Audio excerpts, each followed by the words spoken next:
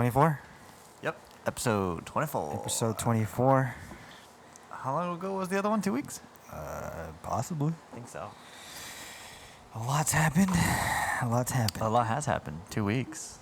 But I've been busy. Again. And I'm going to be more busy in the next coming weeks. But last we talked about was Euro Cup. But we were more we're just kind of I think it was playoffs. It was playoffs, yeah. and then Copa America, Olympics, MLS next.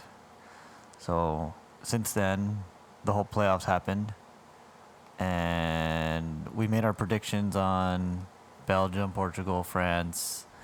I forgot who France played. It wasn't Italy. Who did they lose to? I forgot who they lost Denmark. to. Oh, was it Denmark?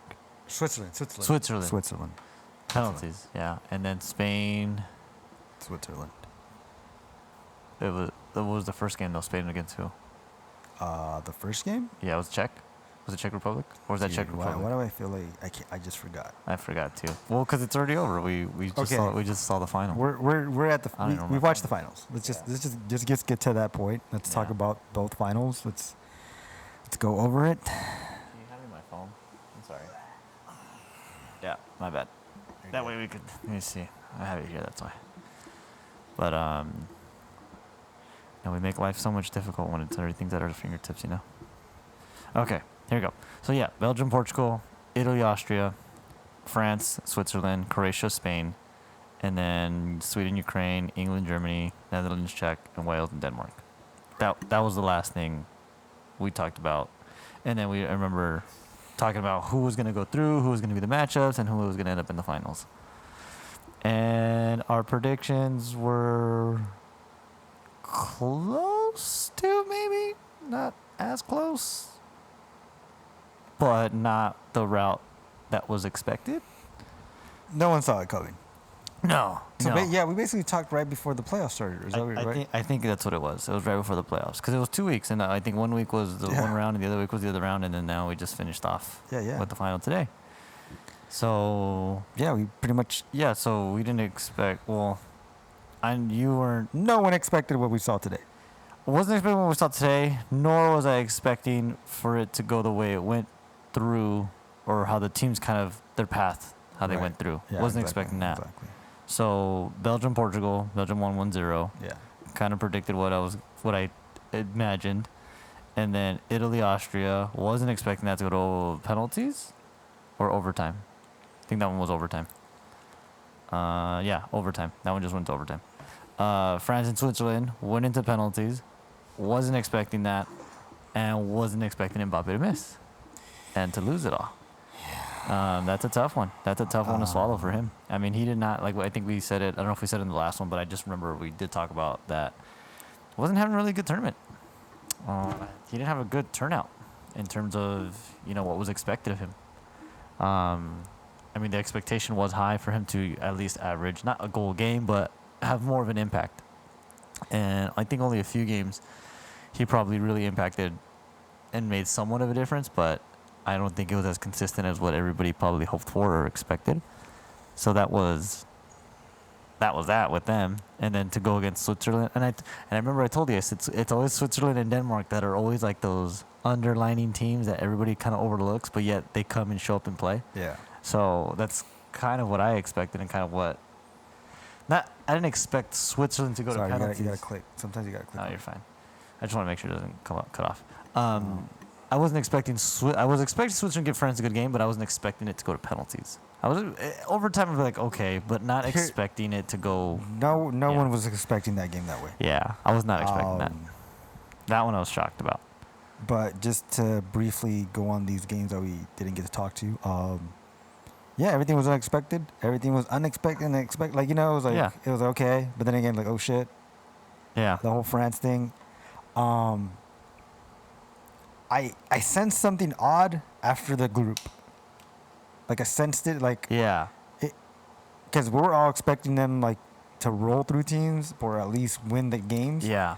And the way they got out of the group was very odd.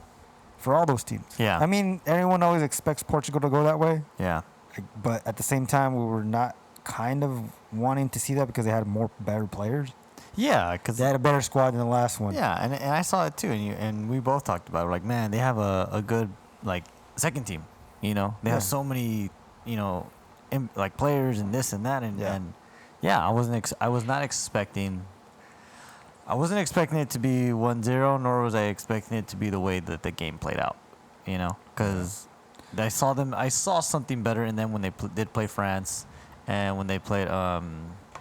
I think the last game was Hungary. No, the last game was France. The first game was Hungary. Oh, sorry. Sorry. Well, the last game was France. I saw they something played more. Yeah, they played a lot better. So I was like, and I was telling you, I was like, yeah, if they play like that, and they go into the Belgian game like that, then yeah, they can go pretty far. But it just didn't go that way.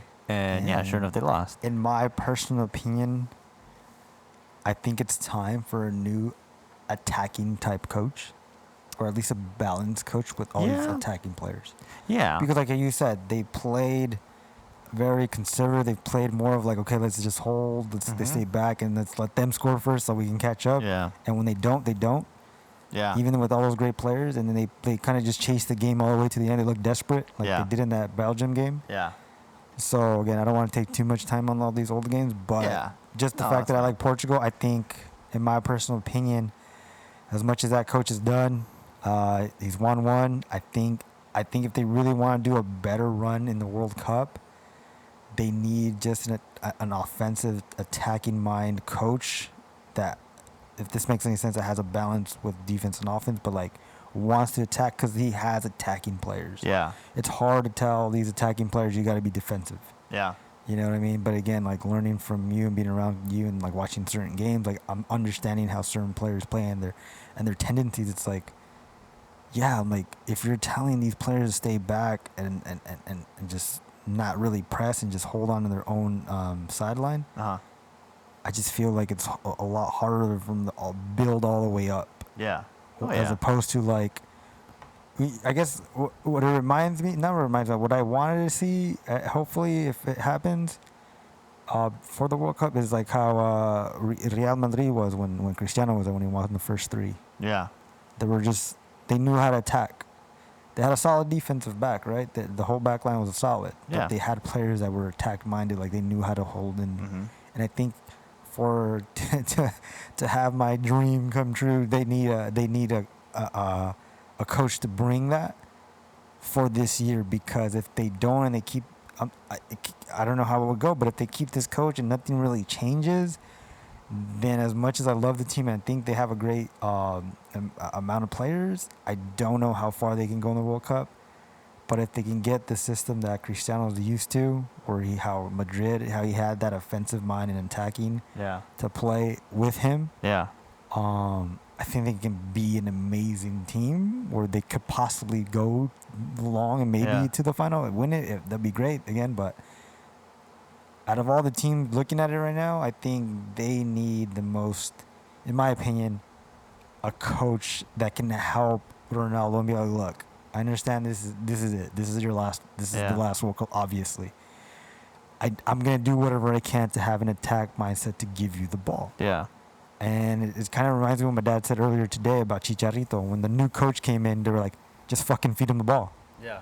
And he's been getting his goals. He has 10 goals, right? Yeah. For Mexico or Galaxy? For Galaxy right now. Yeah. Because, he's been scoring there. Yeah. But that's what he changed. I'm sure that coach was a Greg Vanny, right? Yeah.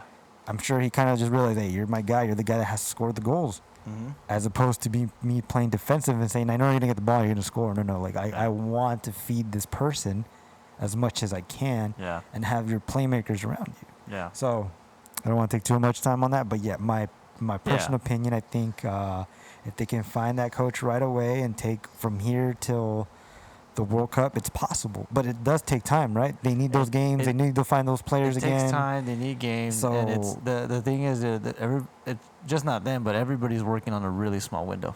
Yeah. Because it's not next summer. It's literally next winter. 18 months. About 18 months almost.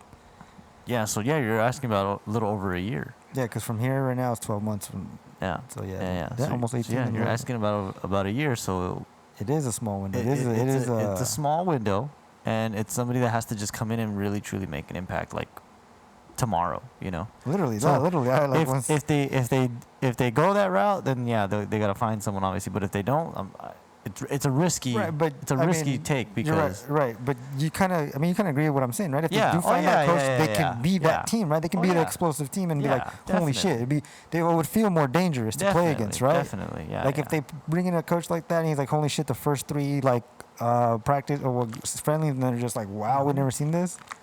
I think that's what they need. And if they get that, but yeah, and I think that's what happened when they first got this one. In the beginning, it was just like, whoa, what is going on? Like nobody expected that, and that's why they were just so successful. But yeah, I mean, they got knocked out. It is what it is. It was a decent game. Yeah, and I wasn't expecting the Spain and Croatia game. Oh my God, that was 5-3. That was. Like one that went 3-3 the whole game, and then it became 5-3 in overtime. Yeah. That one was crazy. Yeah. That one was unexpected. Then you got Denmark, Wales, then Czech Republic beat Netherlands, England beat Germany, which I was kind of expecting, and then Ukraine and Sweden, and then it went Czech, Denmark won, and then England, Ukraine. England, I was expecting them to win, but I wasn't expecting a 4-0 win. And then you had Spain and Switzerland going into overtime, then penalties, and Spain won. Italy beat Belgium 2-1 in full time, not in overtime. And then England, Denmark. England wins 2-1 in overtime? Yeah, overtime. And then you'd have Italy, Spain. They go all the way to PKs also. They win, they beat Spain. And then we get to the final, which is Italy and England. And it goes all the way down to penalties. And Italy wins. And it was. It is frustrating because I was going for England, and I liked Italy as well. I liked how they played, and I was leaning towards them to win it all. And then I was just like, well, England. I mean, you don't know. They might have a chance if this coach can really figure it out. They can get something. And yeah, they had them in the first 5 minutes. They kind of figured it out, but then just kind of took the foot off the pedal, and then. Italy they kind of just played like as the rhythm of the game went going, and there was no dictation on who was really controlling the game. It was really just kind of like stuck in the middle. And eventually, Italy gets through. They get their breakthrough. They score, and it goes overtime.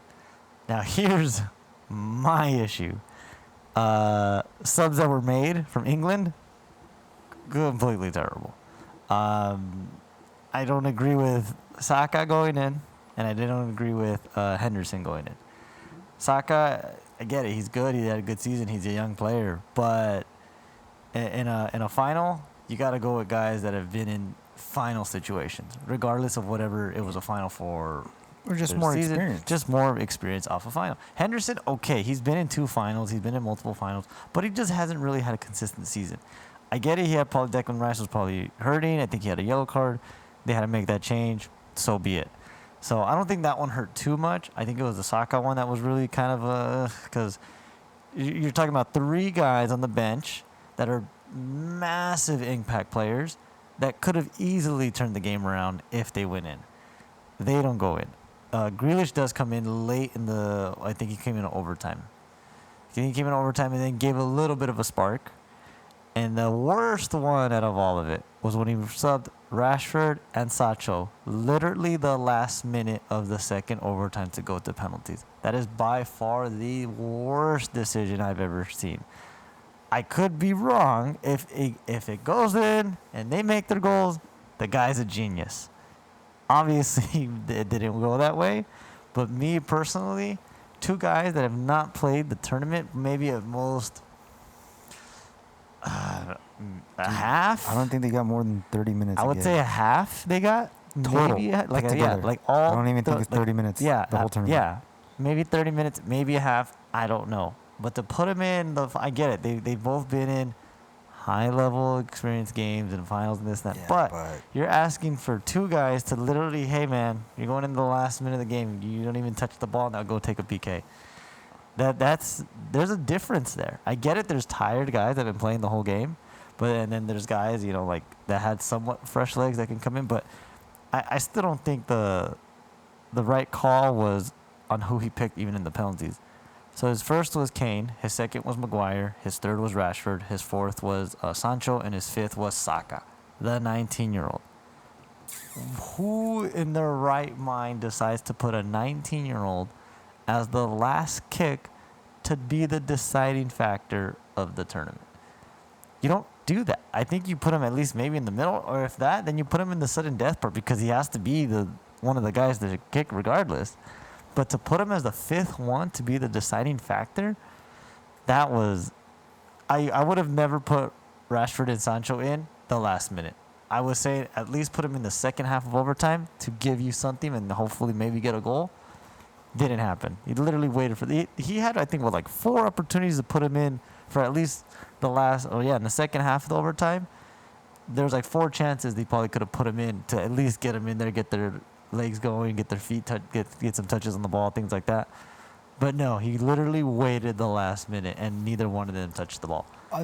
On the other side, what is it that you think? Let's say if it went his way, or whatever he was thinking. Do you think the idea was to be like, okay, I'm getting you guys because these guys are tired, and I don't think they'll be able to take a penalty kick, and so I want the fresh guys to come in. Is that what you think he was? That's. I feel like that was the take because Sterling, he only played. They only went 2 minutes in, right? They only touched the ball. Sterling came off, and who was the other one? And then Walker came off. So Sterling and Walker came off. Sterling was. I saw the last run that he made. He almost got in. He was done. He couldn't even catch up to the guy. Like he was real close to the guy, and he made no effort to try to win that ball back. Because they put him at right back, right? So Rashford. And then they took Walker out because. I don't know why the hell they would take out a defender for the last. I get it. I was saying this. I felt like they did a NBA. All the shooters go in the last minute to get some shots in, or I said the NFL, the hands team, all the guys that can catch the ball, go in for the onside kick. That's literally kind of what I saw it as. These are the forwards. These are the guys. These are the goal scorers. These are guys that can shoot and score a goal. But they're human like anybody else, man. Yes, they warmed up, but they didn't touch the ball the entire game. I think what he was probably thinking was these 2 guys that I'm taking out are going to be fatigued, or I don't think they would do well in the penalties. And it didn't go the way he thought. That's what I was thinking of why he put those in there. Because Rashford miskicked his shot. If you look at it, he miskicked it. He didn't kick it right. Yeah. Sancho, I just saw him going up. I don't think he had any confidence going in for that shot. But you gotta give credit to the goalie too. Oh no, I give tremendous credit to him. He picked the right spots. Donnarumma was on point as well too. But I think only one he guessed wrong. He only guessed one wrong, and the other ones he guessed right. Out of all these people that missed PKs, my boy scored all his. Oh yeah, okay. I'm just saying. Nobody cares. He scored 3. Nobody cares. Nobody cares. Nobody cares. Nobody cares. I'm just saying. Nobody cares. He scored his. That's all I'm saying, man. He scored his penalties. But yeah, to me, I think in that moment, in that game, if you're going to put those guys in, they got to go in at overtime. Rashford and Sancho, they go in at the overtime start, not the last minute.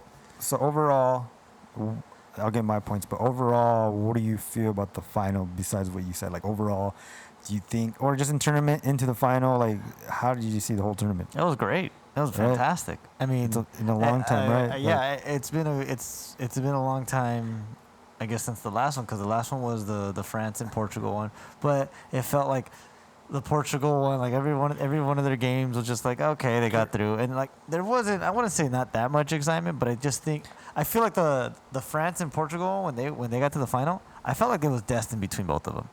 It was destined that either they were heavily favored to go to the final, and they got to the final. Portugal was somewhat favored, and so was France. Because Portugal has Ronaldo, and everybody favored Ronaldo to go to the final. Time, and then France was kind of, that team that had all the players. They were in good form. Had everybody except Mbappe. They were in good form, and so it was favored in the sense that those 2 were going to be the finals matchup. Right. That was the prediction from almost everyone. Right. I don't think there was anybody else. I think maybe England would have been the closest one to be somewhat there, but it ended up being the way it ended up being for that one. So that was kind of that one. This one, I doubt anybody other than Italians expected Italy to be in the final. I doubt anybody other than England fans expected England to be in the final. I think everyone's expectation again was France and Portugal, just because of what Portugal's lineup was and what they had, and France's lineup and their previous run and everything that they've been doing.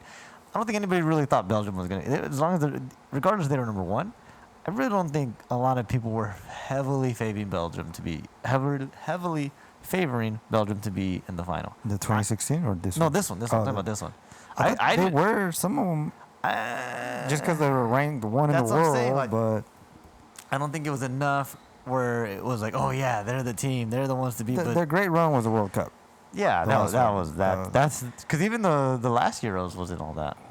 They didn't even do all that good. The last Euros, the Belgium, the last Euro. I can't remember how far. I don't think they went. I think they went to like the quarters, and that was about it. Maybe semis. But well, I was trying to say, I think comparing this Euros from 2016, yeah, I think 2016 was a very conservative and defensive-minded whole tournament where the teams were like, let's wait on what we can do against players. yeah. You're good. Sorry. As opposed to this tournament, I feel that everyone was just trying to get goals as much as possible. I think it just kind of like the last games were kind of like the last tournament just felt more like 1-1s, ties. Because again, Portugal tied all their games in 2016. Yeah. It's funny because they did a stat. Past two Euro Cups, they've only won 2 full games within 90 minutes. Yeah. So going off of that and like seeing the teams now, like they all were able to be attacking, and that's what I liked about this tournament was that it was really an exciting tournament in the sense of like they were playing to attack. Italy had a fucking great run. They did everything they could to win it all. England was a team for me that just kind of stumbled and mumbled and kind of just got there. Rumbled, fumbled, and bumbled and dumbled. And that's how they got there. That's how I feel. That's how they got there. I was like, okay, because I'll be real with you. And like I said it before, I don't think they deserve to be in the final. I don't think that was a PK. I don't think that was enough for it to. But I mean, whatever they wanted, for them to be there, by all means, they were there and they lost. No, yeah. But I think it would have been also a different game if Denmark would have gone. And I think Denmark deserved it more to be able to finish out in penalties that game in the semis. Yeah. I mean, I think it would have been a different result. I think probably would have been a maybe different game too. But looking all around, I just think it was great. There's some small little annoying shit like refs and not checking VAR and all that. It is what it is. But I think the right team won. I think the right team won the tournament. I think the best team won in a sense of collective as a team. I did expect a little bit more from them in the final, but I feel like the final got the best. I mean, you can't discredit them. They basically played an away game because you're talking about a small end section of their fans and an entire stadium of England fans. Yeah. So, to credit to them, it's an accomplishment. I think not to discredit them, like I said, they were playing an away game, like literally the whole tournament. Yeah, I mean, you got to think about it. Like again, after the group stage, they blew me away. Where I'm like, oh my god, and then like I said, once we were like, okay, the big boys are the playoffs. They beat Belgium. Yeah, they beat who was the first team? Czech Republic. No, wait, who? Italy? Yeah. No, Italy beat Italy beat Austria. Then they beat Belgium, and then they beat Spain. So when they got to that point, I was like, okay, like they're beating the teams, right? So they improved from not ever going to the World Cup for a one time period until now. Yeah. And I don't know, I just saw it as a team improvement, as a big, because they didn't have that one striker that had all the goals. Everyone's scoring. We have fucking defenders scoring. Yeah. Right? But Nucci scored today. Yeah. You know what I mean? Yeah. Like other defenders were scoring throughout the tournament. Yeah. You know, and for me, I was just like, yeah, they're like, it's funny as I have to use this. Xavi says it, like, if you have a team that is collective and they're gonna play, there's not one star, they're gonna be the better team. Yeah. And I saw that, and that's how I saw it. Again, with England, it was more like, okay, we have Sterling, we have Harry Kane, you know what I mean? So it's like, are they gonna step up? They never really talked about that, like with Italy. when they talked about Italy this whole tournament, like a collective, like it's Italy. Yeah. They never said, "Hey, is Immobile going to be the guy?" They're like, "Nah, he's not going to be the guy. He's just going to do his part because that's how they won." He never said, "Oh, like they would be like, oh, he's not doing well because," but hey, he's doing enough for the whole team to be great. Yeah. You know what I mean? No, yeah. That's what I think. I think what they got. Sorry to cut you, but they had a. I think what really got it for them was Bonucci and Chiellini.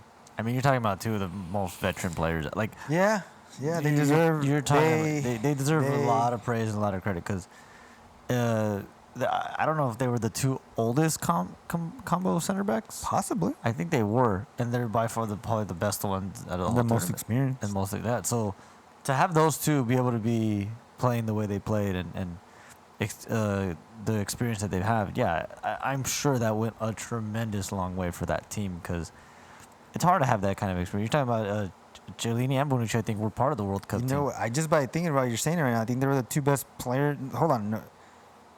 Them two and Donnarumma were the best players on the field today. Oh, yeah. Yeah. The one that scored and the one that defended Sterling towards the end, and then Donnarumma blocking the PKs. Yeah, they get it. The whole team. The whole team did. No, yeah, it was a collective team. Yeah. I think that goal, the first goal, was just like they fell asleep. They just like, oh shit, there was a guy behind me. They just fell asleep in the first 2 minutes because they controlled the whole game. Yeah, because after that, then they kept their composure. They waited for their moment. They got it, and then sure enough, in overtime, they had a few moments, but they still kept their composure to keep it held all the way till penalties, and they got to the penalties and did their thing. Also. All in all, the right team won. The team that deserves it the most. It was a great tournament. Yeah. I enjoyed it. I watched most of the games as much as possible. And then my boy got a top scorer. Yeah, nobody cares. As for the other tournament, oh my god! As for the other tournament, what a disaster! What a disaster! Are we done with the Euros? Is that?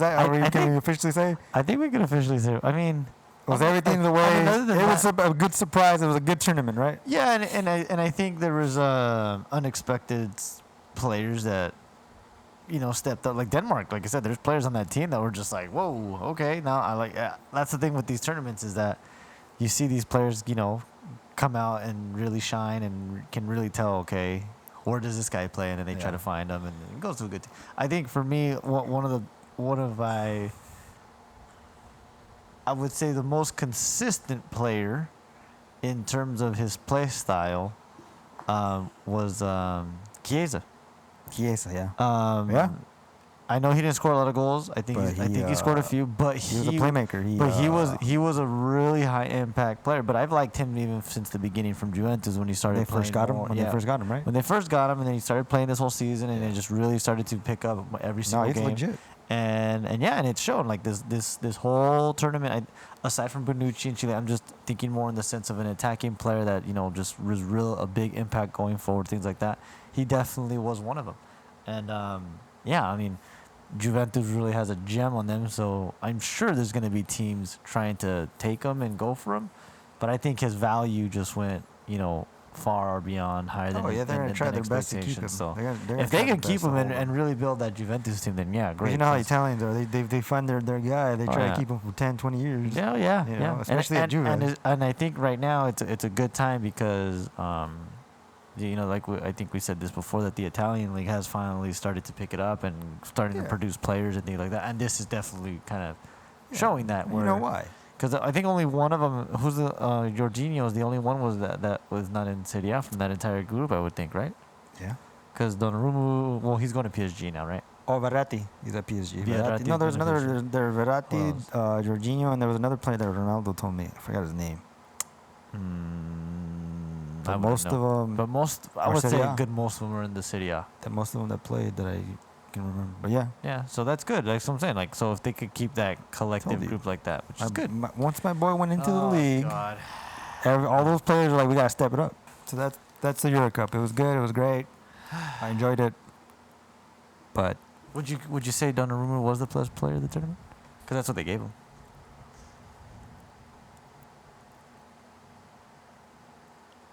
I would either give it to Chiellini or Bonucci. Because no discredit to him. Yeah, because Chiellini didn't play one full game. And he didn't? Donnarumma played all the games. Yeah, because he got hurt one of the games. Oh, did huh? Yeah, he didn't play like I think the second or the last game of the group. Oh, okay. So yeah, I would give it to him because he played all the games. Okay. So yeah, I'm fine with that. So now on to this disaster of a Copa America. I mean, the only reason why, great he won. I'm happy for him. But Hold on, let's just start the cup. Let's start the tournament. Fucking A, man. The tournament itself. I didn't watch a single game. I know you did it. There was no interest in any of those games. That's how horrible it is. There was no interest in any of those games. I think the only game I tried to watch was the Argentina-Uruguay game. And I think how do I put That was it? the only one, I think. I think the way it was promoted, it was too like again it was just all in the Spanish channels. I think, right? I don't think not one. Sorry, the English channels had them, but Oh yeah, they like the Fox, right? Yeah, Fox. but- Okay, but here's the thing: the way they promote, as opposed to the way ESPN promotes, it's a lot different. ESPN is noticed for major sports. Yeah. Right? And the fact that they didn't have fans is tough, and they changed it literally like weeks before from Yeah. Argentina, Colombia to Brazil. yeah. It was just something where it was just like it was already odd. Like we don't know what's gonna happen. It was gonna happen, and now it was just like, all right, well, you guys are doing too much already. So once Yeah. it started, it just didn't feel right. And I think when I started watching some games, it's like I'm gonna be honest, like the level of competition wasn't there enough for me to keep interest in watching Venezuela versus Ecuador or whatever the low Yeah. teams, right? Bolivia, like. Yeah. It's very hard this tournament and Gold Cup. We're not gonna get into Gold Cup yet, but like to see these teams always play in the final, like it's either Brazil, Argentina, Uruguay, or Chile. maybe Chile. Those four teams are usually the top that always, Yeah. you know what I mean? Yeah. Back in the heydays of like in the early '80s, '70s, I'm sure. I think Bolivia won once. It was like Yeah. Like, I think when Echeverri was there. yeah. But I could be wrong. But anyways, just knowing how that is, and then just understanding the quality that these teams have, it's like, well, like it's not, and the way it was grouped, I think it was only 2 groups. I think in the past they had 3 groups. I could be wrong. I can't remember. But yeah, I saw the format this year. I was like, 2 groups. And the only team that didn't make it was literally the last ones of the group. Yeah. So it's like 5. everyone. So everyone basically would have made it except for the last team. two. The last last team. Place. Yeah, the last place team. The one last place team could not make it. Yeah. And that's when I was like, well, what the fuck? Like, you know what I mean? Like, it's like, well, Yeah, it was a weird format. because I think also they had an extra game than the Euros in a group stage. Because they had 5. 5 games. Well, 2 4. extra games, really. They had 4 games. 4 or 5? 4. Oh, They had okay. 5 teams in a group. Yeah. Oh, yeah, 4 games. So that's what I'm saying, you know? So that's what made me also think, well, how do you go about this? You just got to be the top 4. Like, you can lose 2 games Yeah. Yeah. and tie 2. And the other one team that just loses every game is like, well, you're fucked. Yeah. So that kind of makes you feel like, well, shit, we got to literally wait till the semifinals. Yeah. Yeah, And 'cause the games were... The games were like, I was watching most of the highlights. I think the only I full didn't game was watch the the final. second game. Yeah. I saw I highlights. didn't even watch the final that much because it was that boring. But as for that part of the tournament, I just think the quality of players, the whole thing was underwhelming. Yeah. It was underwhelming for me where to when I saw Brazil kind of rolling over the teams until like the end of the group stage where I was just like, okay, you guys almost won. Like, you guys didn't play Neymar. Neymar didn't play a few games. Like, it's like, what the fuck? Like, just play the whole games. Like, Yeah. if you want, you know what I mean? So that's why I think that format was off, because they were like, all right, well, we won the first 2. Yeah. I don't have to play the 3rd and 4th game. Yeah. So then it's like, well, shit, well, what the fuck? You know what I mean? It doesn't give you that edge of like, hey, this 3rd game is like either make or break. Yeah. You know what I mean? So I just feel this tournament was very underwhelming in performance and the way it was formatted, that I think it went to the team that should have won it in some sense. I mean, in a way of like, it's been so long Yeah. where I don't feel bad for Neymar, because it's like, yo, dude, you're barely 28. You can get it after the World Cup. You can get the next one. They'd gotten one already, though, hasn't he? But he didn't get one with them. He was hurt, remember? Oh, that's right. That's right. Like, he was hurt. He was injured. He played it though, but then got hurt, right? Or was he hurt the whole remember time? how he always got hurt before Champions League playoffs, and then there was one that was right after it. That's right. That was when the whole thing, Messi was like, "Oh, it's all set up for them." It was in Brazil, remember? Yeah. You're right. Danny Alves did that one great play. They beat Peru 3-1 or something like that. Oh, that was the final. Yeah. Yeah, I remember that one. It was like Brazil, Peru, the final. I was like, really? I was like, who's gonna watch that? But it was pretty good. I'm not gonna lie, that one was better than this game because Danny Alves did some shit that I was like, holy fuck. Yeah, I remember now. And Neymar didn't play, so that's what I'm saying. That's like, right. I remember now. So as I was watching the whole thing and look at the whole thing, it's like, yeah, Neymar, like you have another couple years to go get yours. Like, it was bound. The world was like waiting for this to happen for Messi, but they did it in a way where it was still underwhelming. They did it in a way where it was just, I was still like, wait, what's going on? Like the fact that these teams are so underwhelming, I don't know if it was just like Messi hanging on by a thread of like trying to keep his team together and in a sense of like carrying them still, or just like I don't know if they were that bad, that Argentina, or they were just that decent. I don't know. It's just it's. I know people, if they listen and hear and they're gonna say, "What do you mean underwhelming?" Oh yeah, I already got that the other day. They're gonna talk about how Messi was this. Okay, that's fine. Messi one player, but I think what we're trying to get across here is the fact that every game was like, it wasn't as expected as what we would have expected it to be. Like, right. Because in years past. Okay, Venezuela and I don't know, Bolivia, whatever, play. You would want that game to at least be some high impact type of a game where, regardless of who team, whatever country it is. Yeah. I mean, Hungary went against fucking France and tied. And Hungary gave Portugal a run for the money almost the entire game. Hungary gave a run for Germany the money the entire game. So there was games with teams like that, where Hungary, I probably believe, is probably far less than let's just say I don't know, a Colombia. And Colombia had I think the only game I think Colombia really had well was the one that they went to penalties, and I think against Argentina. And they lost, right? In penalties.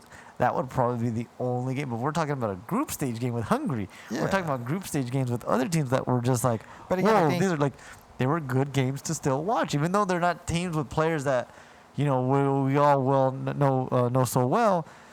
These teams still showed up and played and gave an entertaining game, which is what you expect out of a Euro Cup, what you should expect out of a Copa America, like things like that. Like, so before people were like, oh, well, Messi, I was like, okay, that's great for them. And then the thing for me too is that Brazil was, I wouldn't say they were set to be the winners of this, but they were kind of like heavily favored with the players that they have and this and that. So they were the stronger team on paper. On paper, they had a lot of good names and a lot of good players, and everything was basically kind of going for them. But they kind of had an underwhelming tournament also, like in the sense of like. Hold on, I think again you got to really look at it. Why? Again, it literally was a format. The way Hungary played is because they knew there was only 3 games. Yeah. Even though they said the highest ranked third place team would go. Yeah. That there's only 2 groups in this whole tournament that all of them literally went to the playoffs except for 2 teams. Yeah. So I get that part. I understand. So that's why I think some of these games were so underwhelming. Even the players like, okay, we just need to win maybe 1 or 2 games. Yeah. You know what I mean? So that's where I think it led on to this tournament just feeling that way. Yeah. You know what I mean? Because of the game is exciting in the Euro Cup. They're top players, right? They're great players, you know, but at the same time they know who they're going up against. Yeah, and there's teams that are in the below area of the Euro Cup that like you just said, they know who they're going against, so they're going to give it their all because they want to upset. The other thing too with them, it's like I think a lot with Euros is they know if they put a performance like no other for a country that's not well known, there's an opportunity for them there to go to a big club. I think on this side with Copa America, it's like, well, everybody's eyes are just going to be on Messi. Everybody's eyes are just going to be on Neymar. So these other teams, like, you may get 1 or 2 guys that are going to probably try to outperform them, but I don't think it's enough for them to really get the eyes on them because it just honestly, it was literally, okay, who's going to win? It was underwhelming, bro. If we really want to look at this, it was literally Messi versus Neymar for the Copa America. Like, that's literally what this tournament was labeled for me as, because freaking James didn't even go to the damn thing with Colombia. Suarez and Cavani try to do their thing with Uruguay, but I think surprisingly they didn't. I mean, I just think them two already they're aging out in the sense of I think the team that they've had, because Uruguay's always had a good team, but I think that team reminds me of a lot of like Atletico Madrid. They get players that are just older, veteran players, and they just run at you. But I think now they're finally at that gas step where, yeah, they're finally still, like what's his name was still on the team for Uruguay was Carceres, the ponytail guy, the left back. That was really good every single time that he had the pony. I think he's like number 22. He has like the slick hair with the ponytail, and he's a very good defender. He's still on the team for Uruguay, but he's old. He's like older than those guys. And he played at Inter. He's played all over Europe as well. He's a good defender. I gotta check. If you see him, you'll be like, okay, yeah, I know who I was talking about. But he was still there. But I don't think he was as impactful as he was in the years past. Cavani, he's coming off a year with a good stint with Man United, and then same with Suarez. But it's for me, I think Uruguay, it was just those two now. Before it was a bunch of them, like Godin was there. There's Caresas. Yeah, because they took Bentancur, and Bentancur's not. There was a lot of players for Uruguay in past years that they were like in Italy, a collective team that's really good, that can play and can really give a good performance against other teams. And I think this year they just wasn't there for them. I don't know. And I think their coach is the same coach that's been there for like ages, isn't he? He's been there for like 15 years. Yeah. See, so and I was about to say, I think there comes a time where if you have a coach for that long and it's not going a certain way over and over, I think it has to be time to try something new. Yeah. You know what I mean? He's a very old man. I'm sure he's great and smart, but I think it comes a time where like your philosophy and stuff is not catching up to the new players that are coming in. Yeah. You know what I mean? Because I think Uruguay was a veteran-esque team, but just too old of a veteran-esque team, where a lot of these other teams were just younger teams, just not as good, but just have that higher energy and higher, pace with everything. So, but even going to, I thought the final was going to be the final. Let's talk about the final. The final of the Copa America. It was a disaster. It was very underwhelming. I got a lot of shit on people that I commented on Instagram posts. It is what it is. They gave me the stats for Messi. I was like, that's great. Here's my thing about the game first. The game alone, to me, I was upset. Before this, I had a thing for Argentina a long time ago. Yeah. Before Messi. Yeah. And my whole thing was it's time for them to win something with this guy. But in my mind, it was more of like, I want to see the Messi of past years really wanting it and doing amazing things. Yeah. Okay, so with that being said, let me go to the game. The game for me was a disaster. It was very underwhelming because the way I saw Brazil play the first couple of games to this final. Yeah. I was beyond surprised how they could not connect passes. And that was on both sides of the team. Yeah. I was just looking at this, like I said, it felt like a group stage first game where they were both like, okay, who's going to fuck up first? So we just play conservative. Yeah. And that's how the goal went. It was often a mistake, and people were just like, all right, well, fuck, they scored on us. Now we got to chase the game. But we still can't fucking connect the pass. Neymar was trying to do whatever he could, as always. Yeah. Argentina couldn't fucking get a pass or rhythm. And it just felt odd. It just felt off. It just felt, again, the best word I could say was very underwhelming. Yeah, because there's people that I know, too, that... So, like, the fans, the ones that are like, oh, what are you talking about? To me, when those are the people that don't really watch the game. Yeah. I feel like those are the guys that are just like, oh, Messi. That's fine. They're fans. They're fanatics. That's great. Yeah. The ones that I have talked to, they're like, yeah, man, that was such a terrible game. Because they know they understand the game. They understand the game. And they're like, yeah, it was an ugly game, but they got the win. And sometimes that's how it goes. And we get that. I understand that. That's one thing I got to clear, because I throw it all out there with Ronaldo and everybody else that follows me. Like, I always say, and I said this before in the past, no matter how you win, I'm going to say this right now.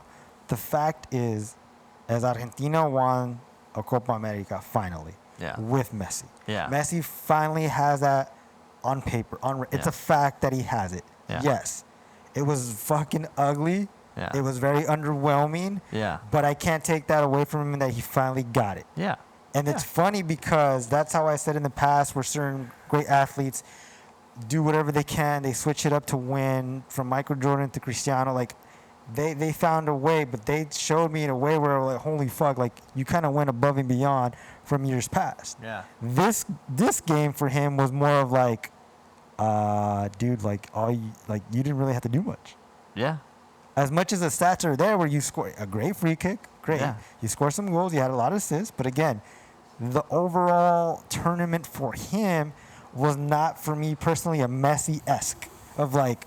What I see you guys, he's amazing this, he's amazing that. Yes, again, those goals were great. But it didn't feel like that to me when I watched the final. I was just like really like, okay, like you did play the whole final.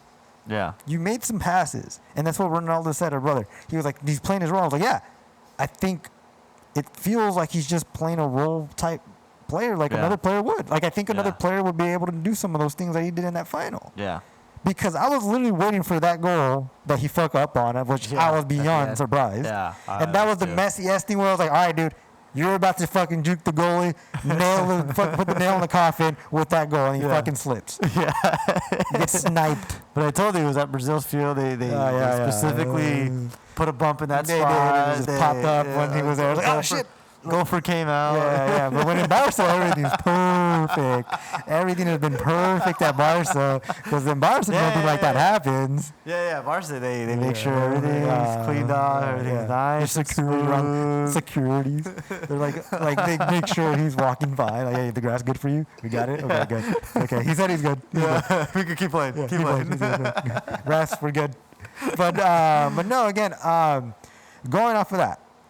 Again, we both agree that this tournament was underwhelming, that the way everything happened. Again, I give him congrats on finally getting it. The one thing I did like about him was that he was emotional about it from when I saw the semis when there was penalties. Yeah. That was the first time in my experience of actually watching him closely was to see that. Yeah. I've never seen him do that at Barca. Yeah. It really that kind of like intensity, like it kind of reminded me tiny bit.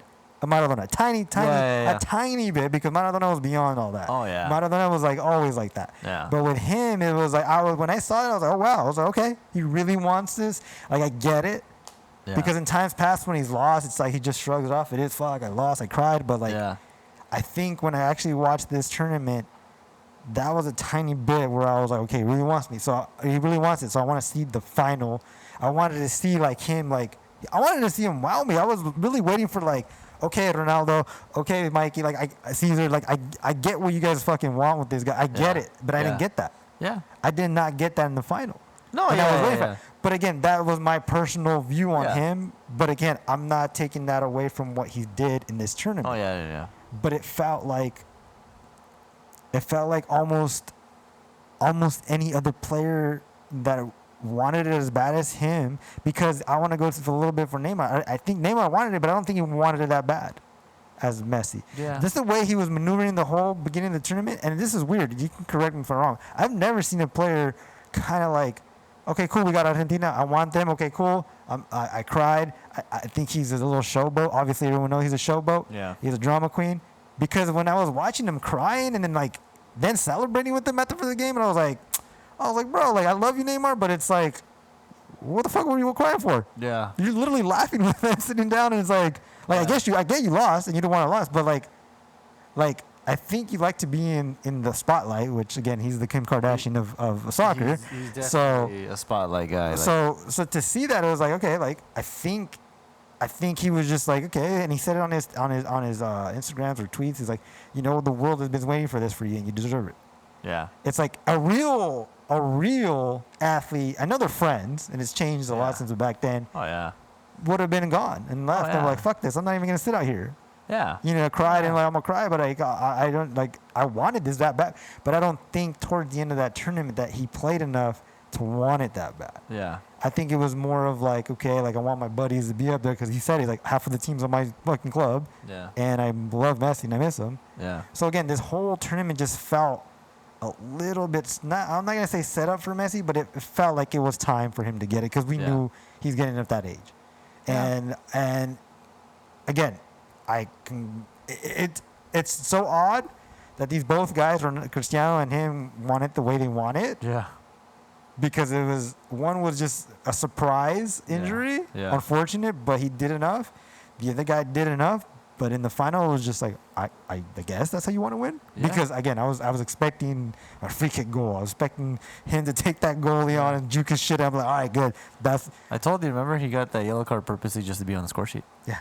Because he was like, you're like, yellow card? What do you get a yellow card for? Hey. I was like, oh, no, so he can just be on the score sheet. His So name he's is on there. here. His name's there. Yeah. He was in the game. He was involved. Because even looking at the tournament and watching some of the highlights and hearing some of the pundits, the third best player was the guy from Colombia. I think I forgot his name. The guy who scored that goal against Argentina. The Chilena one? No, not the Chilena. The guy that in the semis. I think he ran down the field and he scored with the falling and he like scored. Oh, okay. The only goal that they scored was 1-1. Yeah. They were saying that he was literally the third best player of the tournament. If these two guys weren't playing, but again, I think Neymar just kind of fell off toward the end of the tournament. But with that being said, the tournament was a disaster. As for Messi, great. I don't think he's better than Maradona still. The way he won this, I don't see that still overcoming Maradona because it's still the World Cup. Maradona's on one World Cup, right? Yeah. And again, it's still the World Cup. Yeah. And the way he's won a World Cup. Well, yeah. Everyone's going to say 7 Ballon d'Or. Everyone's going to say he's better than Ronaldo now. Great. All the Messi fans can say what they like. Yeah. But none of them is going to agree with me to technically see how they actually got this title. Like how you say, people watch an actual game, they'll say ones that agree with you, it was a disaster, as opposed to just fans. Yeah. Which there's a lot of those because they just see it as a fan. But yeah, I mean, I'm a Messi fan, and I'm just like... The whole thing with Messi is, I think he deserves it. Finally, he got it. But again, I don't know how much I can stress this. I just didn't see the Messi-esque from years past. Yeah. In this whole final, at least. Yeah. Again, he has his stats. Great. Those stats in the whole tournament. But to tell me he's gonna get Ballon d'Or this year, I highly. I wouldn't be surprised if they give it to him. No, I would be. I know you would be, but I wouldn't be just because of what he. I guess because he won this. I mean, the only other one I would, like I said, that I'm sure we're gonna agree with is gonna be Lewandowski to get it. I mean, he should have gotten it. I mean, he should get it. Like that would be my number one choice. But if they say Messi, if they somehow give it to him, I'm not surprised because I feel like they're gonna do it based off of this and forget the whole seasons. Like, I feel like that's horrible. Yeah, it is. But I mean, because I would have gave it to him again. I would really gave it to him if he won a good way with his league or obviously the Champions League. Because that's how Ronaldo won. Ronaldo won it with Portugal at the Euros. Is he won Champions League? Yeah. And I think it was League 2. I could be wrong. I don't know. I have to double check that. It's 2016, but I'd have to double check it. But either one, he won both of them, and he had a lot of goals. He won, so that was understandable. Yeah. Messi, yes, top scorer for the league, but again, it didn't bring the league title. It brought Copa del Rey. Okay. Yeah. And that's it. Yeah. That's it. Yeah. And Champions, and then, but again, this was with Argentina. It's a historical thing, but it was an. Again, if real journalists and the people that vote see it that way, where it's like, yeah, it's gonna be. Like I said, I feel like they're gonna.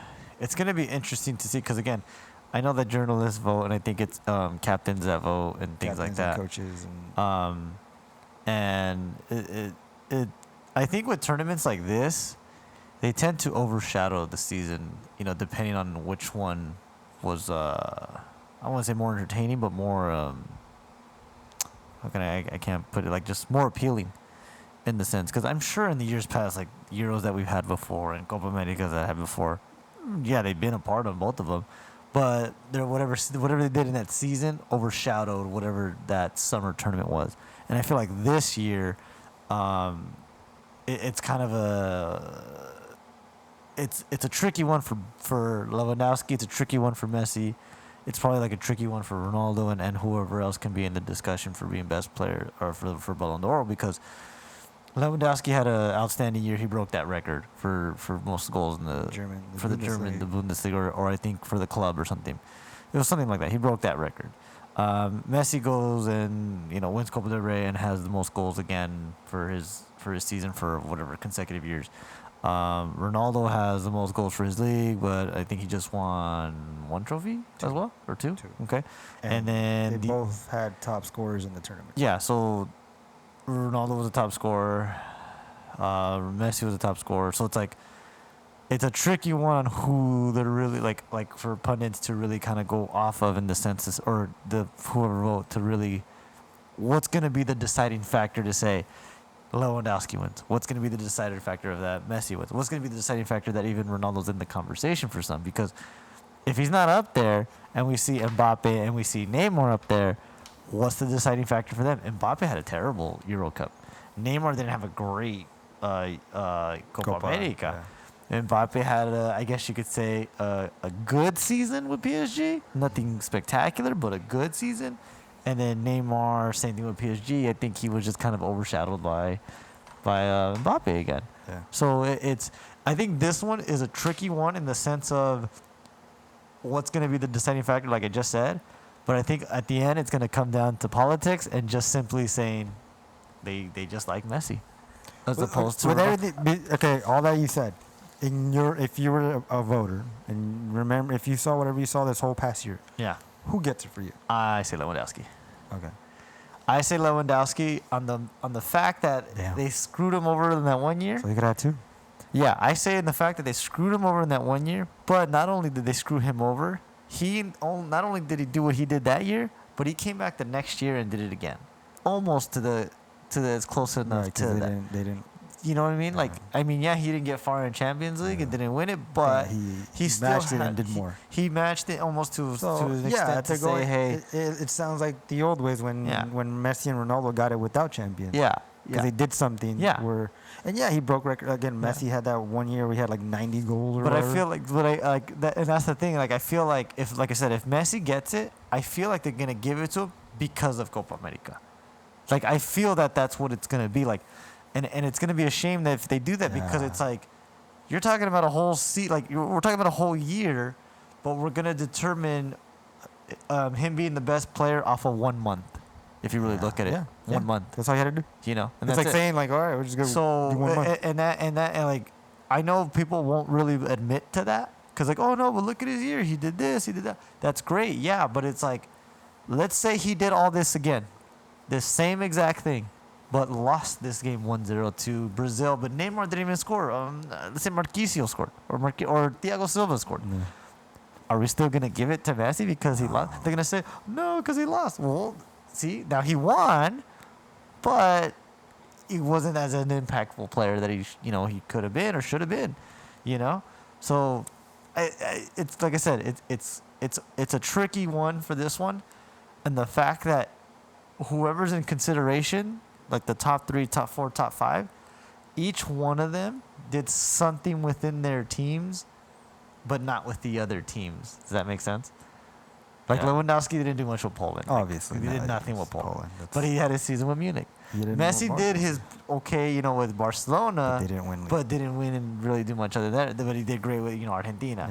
Neymar, I guess you could say, was a bit more balanced with both teams. He did his part with PSG. He did his part here with Brazil, but wasn't anything over the top. Ronaldo, I guess you could say, was another one, balanced with a little bit of both. But I think for him, what he has, again, that might be close enough with Messi would be is that he was the top goal scorer of Euros. Yeah. So that holds it there. Mbappe, I think, would be another one. He did good with PSG, but he kind of just didn't really do anything with France. So I'm feeling like all those guys are going to be in the running for Ballon d'Or. The only thing is, and this is where it's going to suck, is I feel like they're going to give it to Messi just on the fact on how much they promoted this whole situation. Like, the media attention that was given to him for winning this, like I said, great, fantastic. He won it, finally. That's amazing. But, man, they are blowing this story up. Oh, they always do. They are blowing this story up for him. Like, honestly, far worse than they did for Ronaldo. Because for Ronaldo, when he won, I was like, oh, okay, he won Euros. Yeah, fantastic. But it wasn't as, like... Well, it wasn't as, I guess you could say... how do I put this? Not expected, but... Like, everybody, I feel like, was rooting for Messi for this one, just in the fact that he's lost 4 times with Argentina. He lost in the World Cup, and he's lost 3 Copa Americas in the final. Yeah. Where Ronaldo was never really put in that situation with Portugal. That was his that was his first final with them, but he got hurt. But he already did well with Madrid that year, or whoever. No, I was just saying, like, how they all did well for their teams and everything. But like I said, for Ronaldo, it wasn't like he didn't lose finals in the past with Portugal. That was his first one really, and then he got it. And like I said, I feel like that's why I think they're gonna gear towards giving Messi Ballon d'Or because of the fact that he's lost so many more like in the past, and this only final. Yeah. No, I get that point. I get that point. But like, I'm trying to make you like try to think differently from that part because I get what they're doing. No, I'm thinking more just in the because the difference. Hold on, the difference between this win for Argentina and Messi is obviously a lot different from when Ronaldo first got his, because Ronaldo was able to win. I think it was either the second one or the first one with Real Madrid at Champions League. I want to say it was the second one in a row. And that with this Euros was something massive, because you also got to think, literally the top tournament in the world is the World Cup, and what do you think of it's going to be the second one? It has to be the Euros. Yeah. So the quality of that should be in consideration when looking at these tournaments. Of course, no. You know what I mean? So like I said, how we talked about how underwhelming this tournament was. Yeah. And for him to win that is more of like okay, yeah, you won it. That's how you're supposed to win it, because this fucking tournament wasn't that great. No. I'm thinking more in the perspective of what the voters are gonna lean towards. Like I said, like if they give it for him, because I feel like because this was. So you think they're giving it to him just because they feel bad? Like that's what I'm thinking. Are you really? That's what I'm thinking, because it's like, look, he's lost the final how many times? So they don't. He lost the final a lot of times. Yeah, but I'm saying like he's lost the final with Argentina so many times, and like they're holding this more merit to him because he's finally won it, as opposed to when they hold the merit for Ronaldo winning it with Portugal at the Euros, because everybody could say, oh, well, he never played, and this and that. It's like, okay, but it's the Euros. Like that's kind of where they're holding it at. It's the Euros. That was, I guess, the more esque of what he won it for. You know, like here it's like he just hasn't won anything for his country. So it's like they feel bad. So that's what I'm saying. It's very political in the sense, and that's what I'm saying. Like if he wins, it's because I think they feel bad. One, and two, it's like it's just the media on how much exposure they're really promoting this win for him, in terms of how they're making it sound. I get what you're saying now, but it's starting to feel like if that's the case, this is such just like, I mean, again, I respect him for winning, but it's such bullshit. Oh no, if that's what it is, like, well, you're gonna feel bad for him because he lost 4 in a row. Well, that's what I'm saying. Well, like look at how Modric won. I think they gave it to him because they felt bad that he got all the way to the final and lost. And what was his story? What was the story that was talked about the entire time when he got to the final? Do you remember what his story was? Not really. As growing up as a kid? Oh, well, he was like, his grandfather was murdered. Like his grandfather was murdered in front of him, and like, oh, is that what it was? Yeah, like his family was like murdered in front of him, and he grew up like almost like a foster kid, and he had to live with his grandparents, and then he lived in like a poverty. Like that was the story of Modric all the way up until the final, and then once he got there, they blew that story up. Like it was constantly being like talked about that. That's what his story was. That, you know, at the age of 10, his family was brutally murdered, and this and that in front of his eyes, and like that's what they really made that. So I felt like they really made everybody feel like bad. Like, man, it made you feel like, okay, give it to him. Yeah, give it to him. Is that what you're saying? Yeah, like, you're putting that media aspect of like, yeah, okay, you're telling us the story, so we should be okay. Because with this. Remember, we're like, how did Modric win? Yeah, Ronaldo because won Champions League. Ronaldo did all this. That goal he had, and then. But what was the story for Ronaldo that year? There was an allegation that came by. They're like, well, we don't know how that's going to go, so we got to give it to him. What sounds better? Do we give it to the guy that's possibly in an allegation that really looks bad? Or do you give it to the kid that was brutally a messed up childhood and got to the final? And brought Croatia to the first World Cup. First World Cup and got him to the final over a nation of 20,000 people. If that's the case, do you know what I mean? Hold on, yeah, I get it. If that's the case, then we literally have to put Kante in there right now. Yeah, for someone that's winning a lot and was able to win Champions League. Oh yeah, no. So the fact that we didn't even mention Kante, that's similar to Modric. Well, that was the thing. Is they were saying that after Champions League that everybody kept saying that he should win. Right, and they were blowing up his story of he was the young kid that was in the 3rd division. Yeah. He didn't have any money. This and that, and so he should be in the running for Ballon d'Or. But France lost. He's not in there. So he's no longer. Yeah, because before the tournament, all the pundits that I was watching, they're like, "Oh, if they go to the semifinals, for sure they should give it to him." They said, "At least if they hit up the semifinals," and they're like, they're like, "Oh, he should win it."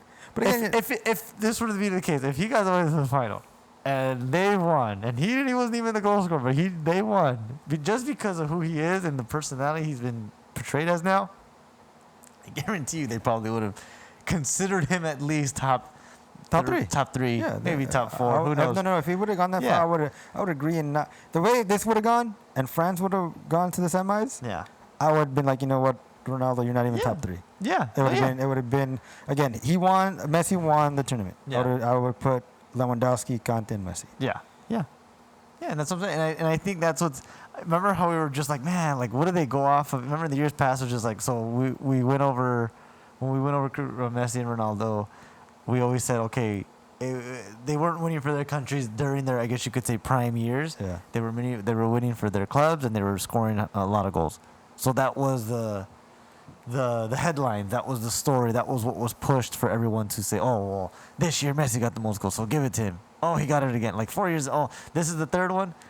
He could break the record for being the only one to get 4 in a row. Okay, like I feel like that fourth one, they kind of like, I mean, he give him credit that he had a good season that year too, but I feel like that one was really, really geared towards for them to purposely give him that fourth one. Because then the next year they gave it to Ronaldo, and then the year after that they give it to Ronaldo again, and then it becomes a debate of, oh, now they're gonna be tied and this and that, and I feel like Ronaldo got that one to tie him, and now they're like, well, who's gonna break it? Oh, they gave it to Messi off of what? Remember, like off of what of a season that he had. Yeah. So now it was like it became from goals to now it's a story. It's headlines, it's media, it's in your, it's what everybody wants to be part of.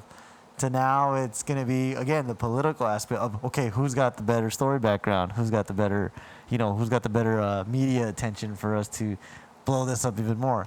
Because the debate, put it this way, the debate now is going to be, if he doesn't win Ballon d'Or, everybody's going to get upset and say, well, he finally won with his country. He finally this, and that. So like I said, I'm not like trying to like diss Messi or diss Ronaldo or anything. What I'm upset about right now, or I guess what I'm ranting about is that the voting and everything now has become very political in sense of what the player actually is and what the player actually does. Because before, like when Messi and Ronaldo were winning in the beginning, they were quality, fantastic players. Just like you're talking about a player, you watch him, you're gonna see a highlight reel in 10 seconds in a game. Where lately, both of them, even Messi, they haven't really been seen in games. Right. I mean, yes, this tournament he did show up part of it, but again, the final, I guess you could say that had the most eyes on this time, is throughout the tournament. Like this was where all the eyes were. He didn't really show up. And then I could say the same for Ronaldo in the years past. He did great in the beginning, but then in the final, he didn't show up. He got hurt. Granted, he got hurt. Yeah, that one's unfortunate. He got hurt, but I've said it in past games before. I've said this before. The only one Champions League game I really give credit to for Cristiano Ronaldo and saying, yep, that was finally the Ronaldo. Yep, he's gonna win Ballon d'Or because he played fantastic. He did everything you as the best player should. Was the one when he played against Juventus, and I think he had the 2 goals. Yeah, that was the only one because that was the one game where he actually was involved, got goals, took shot, everything. Well. And then in the other ones, I always said it. They won, but I'm like, well, where was Ronaldo that whole game? He didn't do anything. After today, seeing penalties, knowing penalties and seeing how penalties are a key factor. Oh, yeah. The first one they won against Atletico, he kicked the last PK. That's the reason why he kicks the last ones. Yeah. Because of the pressure.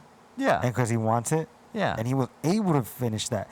Look at how many people can't do that. Oh, yeah. I'm looking back at that. I give him that one, too. I understand he didn't do... No, the one... But I get what you're saying. Yeah. There was one that I hated was the second time they played him. When they were already winning 3-1, and he scores like the 4th goal, and then like fucking flexes on anybody. I'm like, dude, calm down. You guys were winning 3-1. Atletico was already done in overtime. The 4th goal was a penalty too. Was that? Yeah. I thought. Oh, okay. It was a penalty. But that was game, set, and match, dude. Like after the 3rd goal, when I think Marcelo scored. Marcelo scored the 3 goal, literally walking in and just whacked it in. I was just like, it's game, set, match, man. Like it's done. Like Atletico's. they're tired. Like going into overtime, I was like, that game was said and done, and like I knew Real Madrid was gonna win. So for me, like I said, I think my rant for this was just that the political side of what it is now around the Ballon d'Or now. I don't think it's gonna be as it used to be. As it used to be of like who's scoring more goals, because again, it's like we've always saw Messi and Ronaldo being those two that feed off each other to really push each other. Where it's now, it's like I feel like lately it's like, well, what's the better story? What's the better this? What's the better that? Because sadly, I'm sure everyone can agree, Lewandowski got robbed. He got robbed of a Ballon d'Or. He got robbed. It's so fucked up because in the past, Ronaldo won a Ballon d'Or by him. Like they didn't have a ceremony. They literally went to Real Madrid's facility and said, "All right, come here. Here's your ball." Yeah. And they took pictures. Yeah. And they just interviewed him. I was like, they literally could have done the same thing for Lewandowski. Yep. Yep. Protocols, COVID, I get it. Protocol, like just give him the ball. I get all that. But it was bad. He was simply robbed of a tremendous season he had. And if he gets it, had a tremendous season. If he gets it, well, again, if that's the storyline, and if he gets it, great. He would have two. Yeah, he should have had two. Yeah. So if they give it, so for me, it should go to him. If he gets it, I'm happy. That's great. I'm happy. If it goes to Messi, I know the deciding factor was the fact that he won for Argentina. So that would be the deciding factor for me. That's how I'm going to view it as. People could think otherwise. They can say, well, look at his numbers. He's had those numbers. He's had better numbers. He's had better numbers. He's had better numbers than that. Even but the deciding factor is going to be the fact that he won Copa America with Argentina. Finally winning it. Yeah. Yeah, because everyone kept saying, this is the best tournament he's ever had. I was like, what? You guys were saying that when he was at the World Cup. Mm-hmm. And I still think that, he had I think the World Cup that he almost won was a better tournament, right? Yeah. Oh, yeah. Yeah, because you're talking about the World Cup. Because you're talking about better teams. Yeah, you're talking about the World Cup. But who did he beat? I think he beat. There was a Netherlands. Did they beat the Netherlands? I can't remember who they beat to get to the final, but they beat somebody, and it was just like, okay, there you go. He's there, and they were going against a heavily good German side that year. Mm-hmm. That German team was good. Yeah. Again, don't get me wrong. He scored the 4 goals and the 5 assists. Yeah, I get it. I get all that. But it was an underwhelming tournament. But it was a tournament that if you were to ask me and I look at the tournament beforehand and I look at everything, I said Messi should score 4 goals. Like it should be expected. If he didn't, it's like great. The conversation of he's not the best that's gonna come up, which is fine. But it was a tournament that you should expect him to put those numbers up. Yeah. It should not be a shock that he put those numbers up, especially against the teams that they're playing. The free kicks, however he scores, the way he scores, he should be scoring like that because he does that. He does those things. So it shouldn't be like a shock or surprise. The shock or surprise should be the fact that, he scored every game, or he was scoring 2 goals, or he was scoring amazing goals, like other than the free kick, winning goals. So I give him the assist. I think that would be something a little bit more shocking. The fact that he did 4 goals and 4 assists, I would probably give him a little bit more credit for that because there's been we've said this in the past. Like he puts everything at the end for them, but the others just never follow through. Where now he's finally gotten 4 assists because the others have finally followed through with it. They finally end up scoring. So I'll give him that. I'll give him that part, but it should have been that. Again, it just feels underwhelming this tournament. Yeah. No. Yeah. For me, it was. Yeah. I wasn't excited about Copa America. Like I've been before, but this one I was just like, eh. I knew, like, to me, because I remember in the last few, like Chile was a good team, Uruguay was a good team, Colombia came up really well, and we all know the story about for those that know Colombia's history and story of what they've been through and what they've gone through, for them to be able to do what they did in the last World Cup, and then to come to the Copa Americas, and then the other World Cup, like they've come up, they've really come a long way, Yeah. So this year I was just like, well, who's on Colombia now? Like who's really there to watch? Like Messi didn't even go. like that, and that's a guy who really praises his country as well. So I don't know if it was her or if they just didn't pick him, or I don't know. remember. Honestly, I don't remember. I don't know. But and then Uruguay, it's like, well, it's been the same players since like the '98 World Cup. like they all look like the same guys that are there every single time. Like I feel like none of these guys ever leave Uruguay and they just wait for Cavani and Suarez to show up. Yeah. Like I think that's all it is half the time. So that's Uruguay, and then the rest are always the rest. Bolivia, Ecuador, Venezuela. They always mid-range to mediocre, I guess you could say, teams. And this one I really felt like, yeah, okay, it's either Brazil or Argentina's going to win it. And I was gearing toward Brazil because the years that they've had and the players that they have, I'm like, yeah, they should roll over teams. They should not get scored on. No game should be close whatsoever. Yeah, and that wasn't the case. And then Argentina was a little bit of the opposite, where I thought, you know what, the games are going to be closer with them. They're going to have to fight for wins, this and that. But in reality, they I wouldn't say they rolled over teams, but they had more of a dominance with their games. Somewhat. Somewhat that I guess against the teams that they should have dominated. No, I think the only team that dominated was Bolivia in the first the playoff game. That was 3-1. All the other games were 1-1 or 2-1, and they won. Oh, yeah, they did tie one, huh? Yeah. Who'd they tie? I forgot. Was it Uruguay? Probably. I don't know, but again, yeah. So going down same to it, thing. it was underwhelming. It was. So again, at the end of the day, the fact is they won.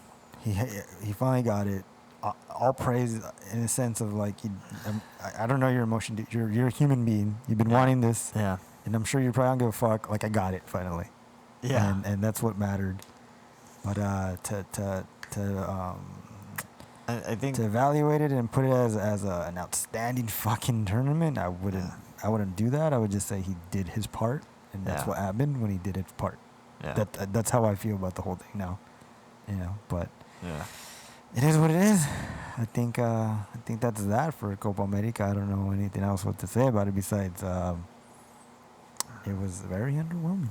Yeah, and congrats to Argentina. Yeah. That's about it. And congrats to Italy. Pass to the Italians. Pass to the Italians. Pass to the Italians. They took a page out of what was his character? Phil Weston. Phil Weston's book. Pass to the Italians. Pass to the Italians. How do you say spaghetti in Italy? Spaghetti. Oh my god, that scene is hilarious when they're asking, how do you say pizza in Italian? Pizza.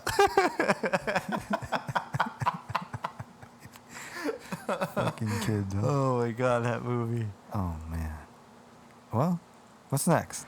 What is next? Gold Cup? Ugh. Oh god. In the Olympics. Let me say this. I don't know if I said it last time, but the Gold Cup and Copa America should finally combine. We talked about this off the air. Okay. But so it should be this side's Euro Cup. I came across somebody saying this on I guess there's another podcast similar to what we're doing. Uh-huh. There's plenty, I'm sure, but I came across it on TikTok, and I think I said it to you off air before I saw this TikTok, and they were saying something similar to like they should combine it, but I think they said it in a different way where they still want all the shitty teams in the tournament, which no, I actually did like the numbers or the teams and who should be it. It should literally be all the best players from Copa America. Or South America. Best teams, you mean? All the best teams from South America and all the best teams from North America, which is almost four. I would say for at least more than 10.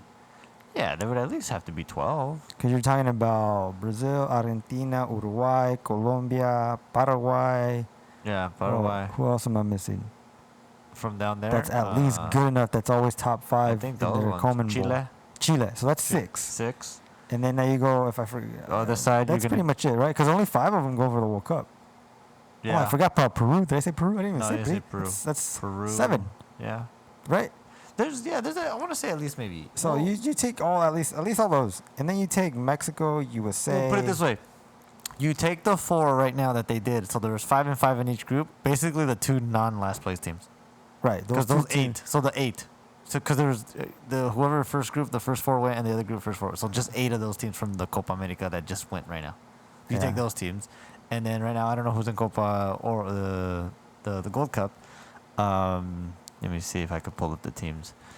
Well, off the Just bat, so I the could Gold see. Cup, it's just Mexico, USA, I know, but I Canada, just want to see who else. Costa Rica. That's 4 top teams right there already. So yeah, so Panama is 5 at Panama, least. They get because they've Costa been to the World Rica. Cup. They've been to the World Cup. yeah, Canada, So that's USA, 5 to Guatemala, 7. Guatemala, El Salvador, Mexico. Right?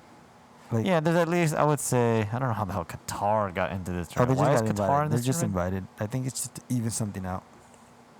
Jesus, there's like, oh my God, I never heard of some of these teams. Grenada's in here. Oh my God, Grenada's in here. So, looking at it, I would say these teams: El Salvador, Guatemala, Mexico, Canada, USA, Costa Rica, Jamaica, Honduras, Panama. Yeah, there's at least I would say at least 8 for Right, because Copa America and 8 a for Gold Cup, so Jamaica, it's like 16 Jamaica against teams. Paraguay would be a decent game Yeah, for both of 16 those teams, 16 teams. as opposed to like a fucking Bolivia versus Yeah, Curaçao and or how something. many were in the Euros? Was it 4 or 5 4, groups? Was it 5 8, groups? 12, 16, 20, 24. 24 teams. Right. So something similar. At least- 16 wouldn't be bad for the Gold Cup. Exactly. Like or a Copa America, or however they want to name it. But I would call it Copa America. So it's different. Yeah. Like I would call it Gran Copa America. Something Yeah. to put it together. Teams? That's not bad. 16 teams. That's what? 4 groups? Yeah, should be 4 groups.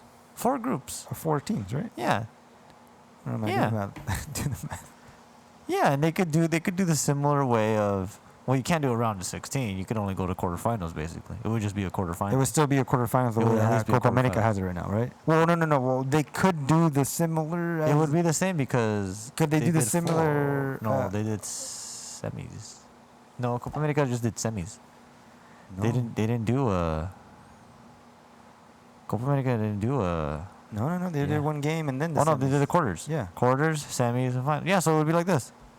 but with more groups, with better teams. That yeah, have. better teams, more group. So I they was- could I- probably I still was- do. I was Maybe thinking- they could I maybe was still thinking- do. I was They think- could probably do 24 teams. Honestly, That's what I'm saying. I was thinking some of the third place teams like they do in Europe. Yeah, I think they some could go of them. 20 Not like I think they could pull off 24 teams if they were to combine the Copa America and the Gold Cup. I should, think they could man. pull off 24 teams.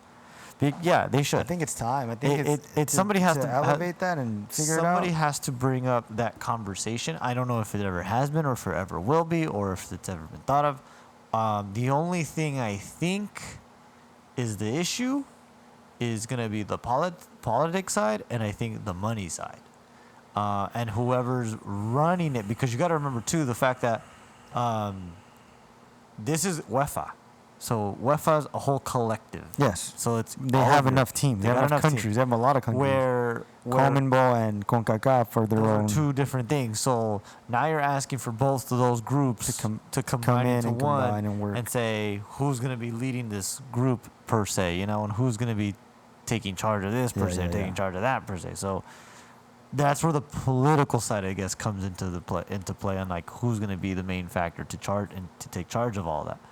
So if they do that, then yeah, it's got to be someone to do it because it's going to come down to again who they put in charge and who becomes their president. Because right now the president for UEFA has been criticized for a lot of things. Yeah. And I think he came out about this one saying that we're never doing this again. So, yeah. He straight out said we're never doing this format again. Like this was an idea that we thought was going to be great.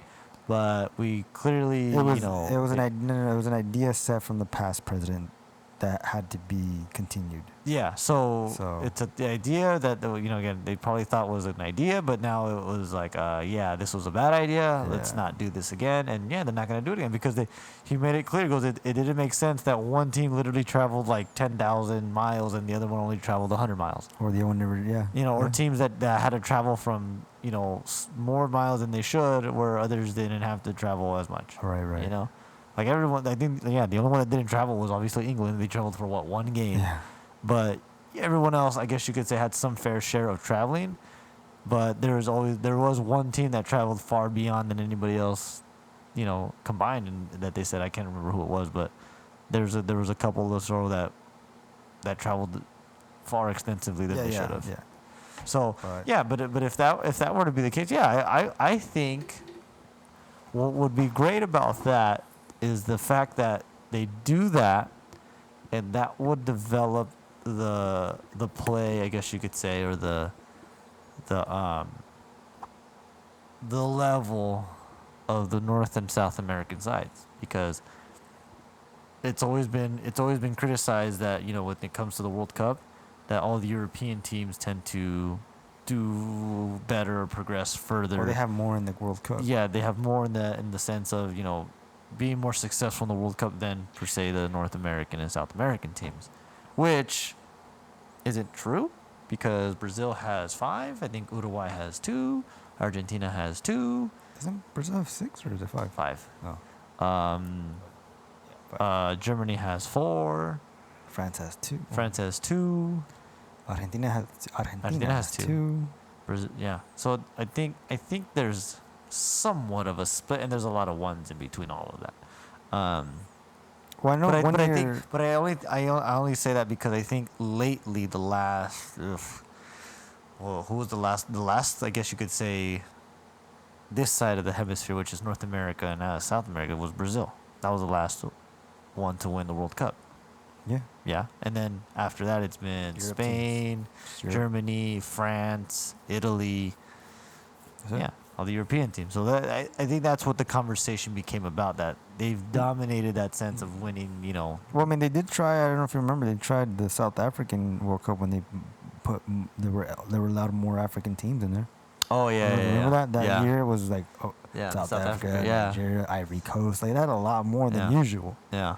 So. And they still, I mean, they didn't. No, win, but it wasn't. But it was a good combination of like how. The thing was, those teams still shined and performed. Like, I think Ivory Coast beat France. No? Yeah, and I think Ghana got robbed from Uruguay. Ghana. Well, I mean, he got red. He got red carded. The guy had to finish the PK. He missed again. He missed it. Missed the PK. Missed the PK, and then they go into PKs, and he missed. They lose in PKs. So again, I get it. How hard it is to miss. Yeah, no, I get it. It just, but again, that's where the factor of, you know, entertainment comes into play, where it's like, you know, like these teams that you don't expect, you know, to do well, surprise and do well, you know, and I think that's the issue, I guess you could say, on this side of the demographic, because the European side has figured it out where every team there is capable of doing something, regardless of what country it is. Like, they are capable of doing something. On this side of this, Iceland. Yeah, like on this side over here, it's like, well, who's really going to be the Iceland? Who's really going to be the Ghana? Who's really going to be, you know, I think right now the one that's turning that leaf a little bit is Canada. Right, it looks slowly, very Canada's slowly. slow. Before it used to be like Canada, like they have a team. Yeah. I thought they were just hockey, but you know they're picking up that momentum, and they're slowly becoming into the runnings and things like that. Jamaica was like kind of in that cusp also. You know, there's a couple teams in there that were like that for quite some time. So it's just now, I think for like the Panamas and Guatemalans and Hondurans, you know, those teams, I think for those teams to really push, I think that combination of the Copa America and Gold Cup would really, really push for that, because now you're going from, I'm Canadian, I'm always playing USA, Mexico, whoever, but now you're Canadian, like, oh my God, I could play against Brazil. I could play against Argentina. I could play against Paraguay. As opposed to waiting for a World Cup. Exactly. Yeah. Now it's so that I think that would really, if that were to happen, you're gonna see more teams really try to develop and try to push to go against those teams, and then those other teams that are not gonna, you know, look at Canada or, I don't know, Guatemala or El Salvador and say, it's just those teams. You know, they're really gonna go for it. But like look what Trinidad Tobago did to USA and how crazy what's his name went over that, and look how that just turned into this whole thing. Yeah, no, you know, so it took a team like that for, you know, the USA to be like, oh crap, we can't have that happen again, so let's change that. So sure enough, they did. So there's teams like, you know, like Argentina, Brazil, like we're looking at right now, that went into this tournament and we're just talking about, like, you know, they got what they got or whatever, you know. So yeah. So with the combination of that, you're gonna get like how we just talked about, how Brazil and Argentina kind of just went into this tournament and just like did their thing. But now imagine a Canada going against Argentina, or Mexico going against Argentina. Like, it's similar to like the World Cup. You're gonna get Costa Rica. You're gonna get more quality into those teams that are gonna like Canada against Brazil or Canada against Argentina. They're gonna push. They're gonna be like a Denmark and just go all out and just really fight and really try to make a name for themselves and really try to make a difference. Because, I mean, as much as we see Venezuela, Ecuador, and all these teams, not to knock them, but it's like, well, we play these guys like often. We play them more often than most. And even look the Gold Cup. USA didn't even take their best team, and I don't even think Mexico took all of their guys. I don't know if I haven't checked their roster. Not all of them, but most of them. But I would say that if they were to choose the team, this wouldn't be the team that would. You'll take obviously the best players. Yeah, so that's what goes to show what this tournament tends to mean for some of these countries. So in order for because of what they did with the Nations League, in order to see that quality in these tournaments, we have to make it that quality for them to want to be in these tournaments. Yeah. Because the Nations League I feel like was kind of forced on everyone. Yeah. The only one that doesn't do it is the Coleman Bowl. Coleman Bowl, right? South Africa and the African teams. Because they have the Africa has the Cup of Nations. Okay. So they've had that for years though. Okay. They've had that for years. Yeah. So that's I guess you could say their Nations League. Yeah. So they've had theirs for years. But yeah, the Brazils and Argentina, that whole group, they don't have one, because I don't know. I don't think it's necessary for that, and I don't even think it's necessary for the North American side, because I feel like it's always going to be Mexico and USA being in the final for that, and I think they see that too over there with Brazil and Argentina, where. Not saying Chile, Uruguay, and them have a chance, but I think they see it more. It's like, okay, it's probably always going to be these two. Yeah. And in the Euros, I think they just, like you said, they just got tired of seeing the friendlies of those games, and not anybody show up really to play those games. So. But it's and I get why these players are complaining and getting upset, because it's like you're asking them to play these games and then go to Euros, which is basically the same thing in a different setting, where you're talking about doing the Euros in a month stage, but you're talking about doing the Nations League in a year setting, almost like a league. Which, if you really look at it, who's really gonna pay attention to those games? You get what I'm saying? Like, yeah, it's a Nations League game. They want their best players there to go and play and compete and blah blah blah. But it's like, are you really getting people to want to go watch those games as much as a Euro Cup game? True. Like I get it. It's like if you look at it, it's a league game, which is similar to a club league game, because you're gonna get their format is weird. It's like bracket 1 is all the top teams, bracket 2 is all the second top teams, and bracket 3 is all the third best teams. Like, it's a weird bracket, and if you don't get first, you go down to bracket 2, and if you get first from bracket 2, you go bracket 1. Like, first, you're last. It's a weird.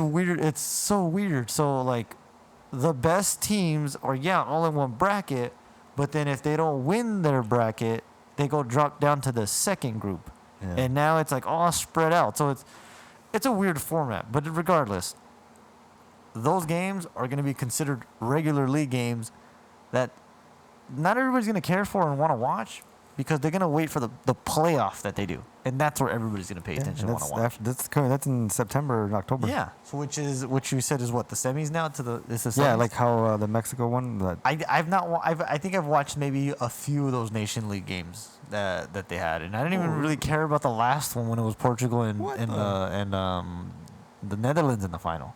I did. I was like, okay. To me, it didn't mean anything like when Portugal won, because it just seemed meaningless to me, because it wasn't the Euros.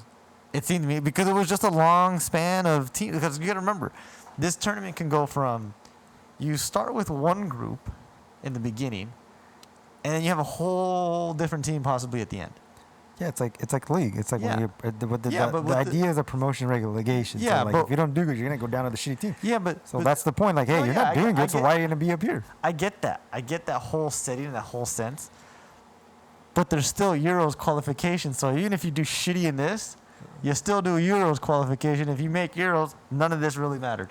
And that's just how I saw it. That's how I was like, I was like, did this do anything for them? Like, is Portugal guaranteed to go to the Euros if they win this? I don't know if it is. If it is, great. If it isn't, then it's like, okay. Well, it didn't because they just won one and they still had to qualify for Euros. Exactly. So that's what I'm saying. So and now this year they even got fucked up more because of COVID. Whereas before, like Confederations Cup, that's one of those things where if you win your tournament, you go to Confederations Cup, which is cool to watch because it's like a mini World Cup. It's just literally two groups. It's just two groups. It's all the groups of the teams that won their tournaments, and they just play, which is great because it's like you kind of get a glimpse of a World Cup a year in advance, which is cool to watch. And then you get a team like, for example, like I actually got excited for the year Qatar made it. I was like, who is Qatar? Like, I want to watch this. And they've never been in a major tournament. And they did pretty well, right? They did okay. No, actually, they did okay. They did okay. I mean, they kept up in the games. They didn't get slaughtered, right? Is that no, they got slaughtered. They got kind of slaughtered. They were terrible. But but the most exciting part of it was the one goal that they had, and it was the best celebration I've ever seen. I forgot. They scored. They all got on the sideline, and they literally did like they were rowing a boat. Like all 12 players or all 11 players lined up and pretended they were rowing a boat. That's funny. That for me right there was like, this is why we have this, because you never get to see a team like this and see the joy that they just got out of scoring one goal. I don't even know who they scored against. I think it was Korea or whoever. But it's like, when will they ever get on a stage like this ever again? Which will be, I think, obviously the World Cup, and not right now that they got invited to the Gold Cup, whatever. But it's things like that, those kinds of tournaments that you turn up for, that you want to go and see, because those are the things you won't often get to see in a long span. Because you're talking about Confederations Cup again is done in a month or less than a month. Euros is done in a month. Gold Cup or Copa America in a month. Like all these tournaments, like a World Cup, they're like done in a month and a half span. When everything else is in a longer span, it's like, okay, first game September. The end of it's not going to be till May. That's like I tell you with the NFL half the time. Tell me who's in the Super Bowl that I'll watch.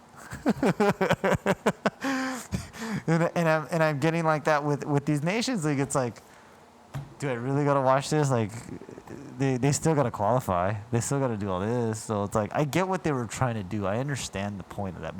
But I guess that's why these players are coming out and getting upset about it now, because now UEFA is asking for more games for Champions League. Apparently they're adding like 80 more games or some crap, or I don't know how, or 30 some more games. I don't know. There's a bunch of more games apparently that they're adding to all of this, on top of already what they're gonna do. Their league games are already being played. They play their tournaments within their league games.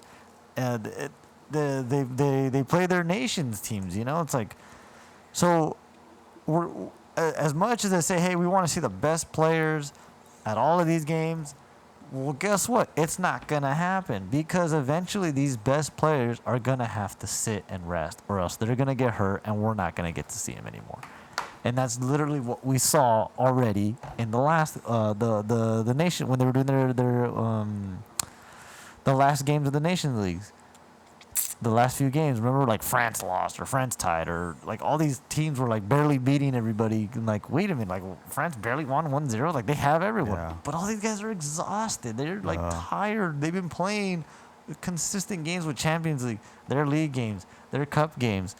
And now you're going to go tell them to play a Nations League game? It's like, these guys are exhausted. Like, I get it, they're putting their bodies through whatever, but at some point it's going to become, now the coaches are going to see, or these clubs are going to see and say, no, he's not going to that game because we need him for this and we don't need him to get hurt. Yeah. Pick someone else.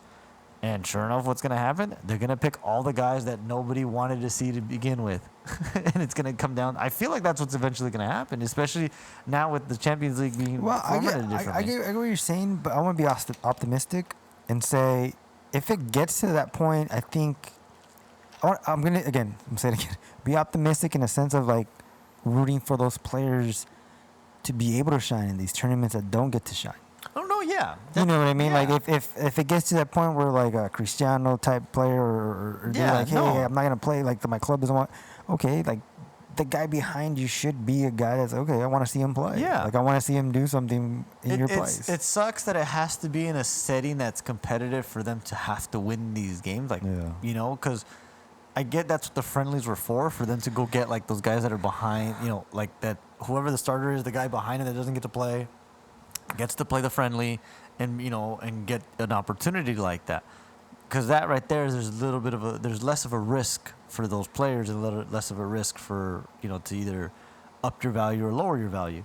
Where now you're going to a competitive environment where it's like you have to really shine, and if you don't shine, chances are you may never get called back again. I'm with Daniel Taj. Man, I want these guys on steroids. I want the 500, 600 yard slam home runs and shit. I want fucking 100 mile per hour pitches, 200 mile per hour pitches, like, fastballs. I'm here to watch these fools be mediocre. I want you guys to play 80 games. Fuck what I'm paying for. Shit. You're the athlete, not me.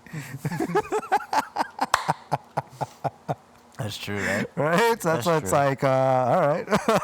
No, I get it. But fuck. No, but yeah, I mean that's how I see it. I mean, if it pans out and it works well, then, you know, kudos to, you know, whoever thinks of these things, because I mean that's why we're not on there. But everybody obviously has an opinion. Everybody voices their opinion. But I mean, if we really want this game to evolve and for people to be more entertained, there's got to be better ways to go about it. And I think, and again, I see why Madrid, Juventus, those clubs were trying to do their Super League because they wanted to avoid those things, but that was more money. It had more money involved with it more than anything. What was I gonna say? Do you think there's gonna be tournaments next summer? Because I haven't checked, but the World Cup's gonna be in the fall. In the fall. Is it smart to do that? It might be, because you're talking about basically preparation for the World Cup in the winter. So that actually might be smart. Then again, you're well, shit. The only thing I think they would do is going to be the Confederations Cup. That's what I was thinking. Like, is that closest thing that they might do? Well, the Nations League is every year. The Nations League every year, so I mean they have those. But in terms of like a tournament, to answer my question, yes, probably. I think if it's Confederations Cup, that would only benefit the teams that obviously won. It's not going to benefit the teams that are not going to be involved in it. You got to think about it again. Going back to what you said, 80 plus games. You got. Let's say they do those tournaments. Let's say they do Copa America, Gold Cup, Nations League. And then you go into the league in September, and a few games for champions, and then the World Cup starts in November, around Thanksgiving.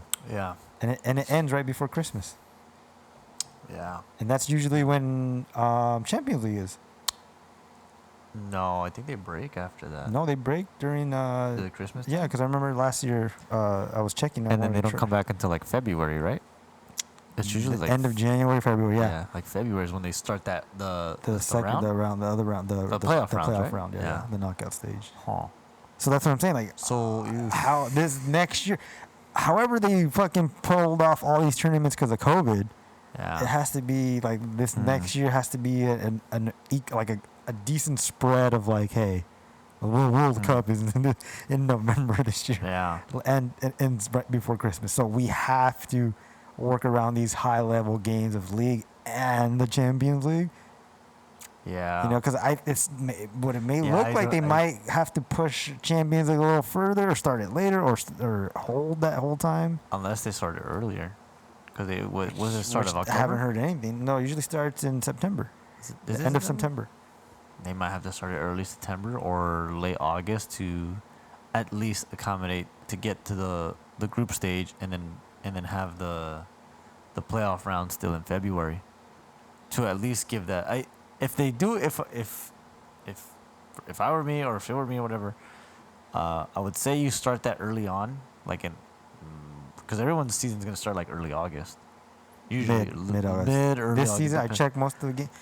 So mid August. Most leagues are gonna start mid-August. So then I would say you start it early September for Champions League, go October, and basically end by November. The third game, or the second round of the last games, right? Yeah. Because they played twice.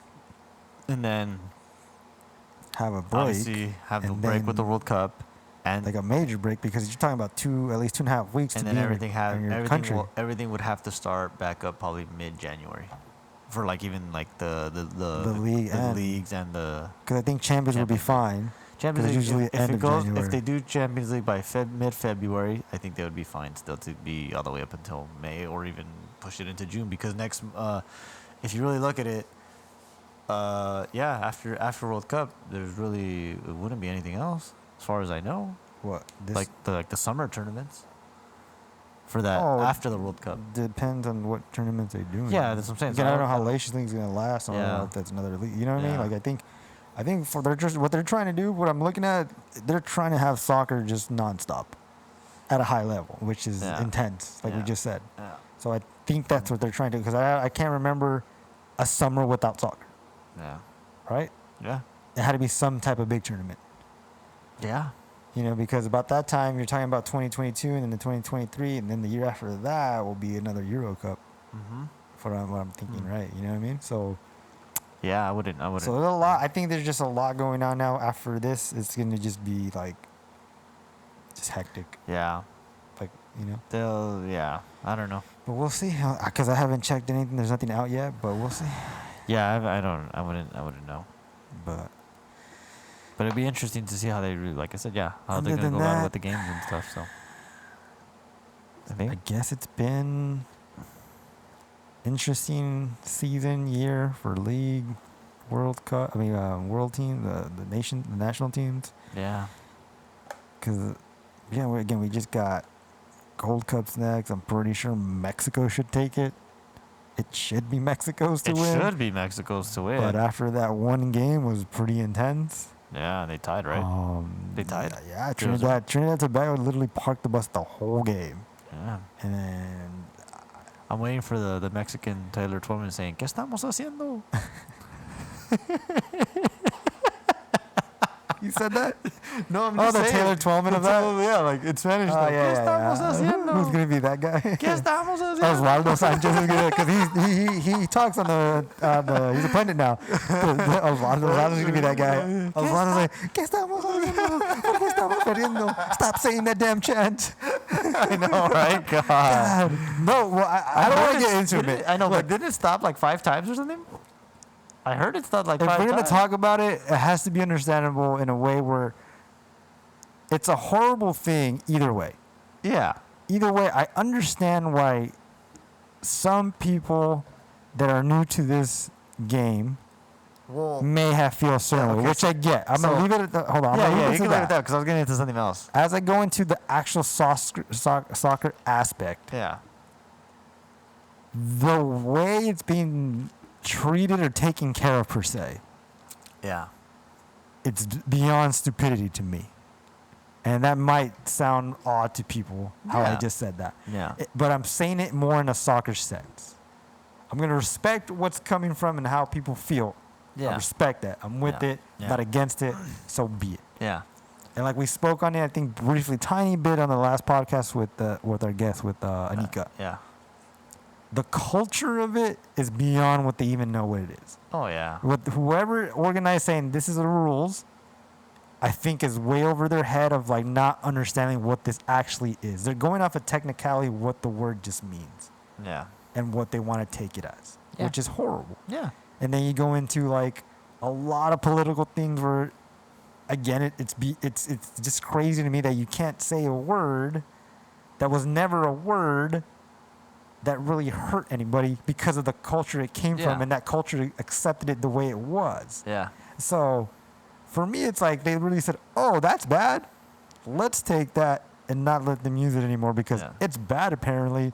We're going to make it feel more bad because we have the power to make it feel more bad. Yeah. As opposed to like, this is literally how kids talk. This is literally how grandparents talk. This is literally how parents talk. This is literally how a whole culture talks to each other. Yeah. Yeah. Beyond the way that the people organized how to take care of it. Yeah. They don't see it that way. No, yeah. They see it as, oh, these people have feelings. Again, I get it. Yeah. But even some of those people that have feelings understand the culture or where it came from. Yeah.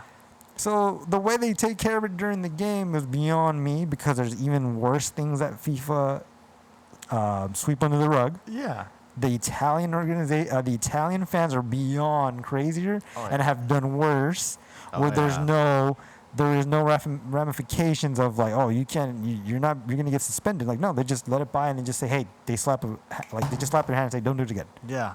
From what I've seen, like the whole thing with Lukaku. The only one I think right now has gone to the extent of actually finally doing something about it has been the English Premier League. I guess they finally went back and reviewed things that were said to players during games and found who said them and actually banned those fans, which is fine. It's good. But there's the problem now is leading towards the social media, where players are now posting the comments of what's being told to them, and a lot of them are like the emojis of a gorilla, emojis of banana peels, emojis of this, like over a black player, this and that. But nothing is happening to that. And I think Thierry Henry or somebody, one of the English players said it. They go, "Come on, man." He says, if you can do he said something along the lines of like, if you can find background checks or if you can do this with certain things, that have nothing to do with racism or whatever, but you can't find the person for this, he goes, then we're doing something wrong. Yeah. Because obviously you can find someone so easily on doing this thing, but you can't find someone so easily with this thing. Like, how is that possible? How is that possible that you can't find these people? Da, da, da, da. Which is, in a sense, true, because it's like everything is connected in some way, and someone can be found. And it's just a matter of obviously putting in the time and effort and money to do all those things. Right. So that was part of one of the other things, and the other thing is like we're talking about the culture. We understand the culture. We understand these things. Who was it? I think it was the Euros. I don't know if you heard about this. One of the guys that scored took his shirt off, and he has that sports bra on. The ones that have the tracking devices. Device, yeah.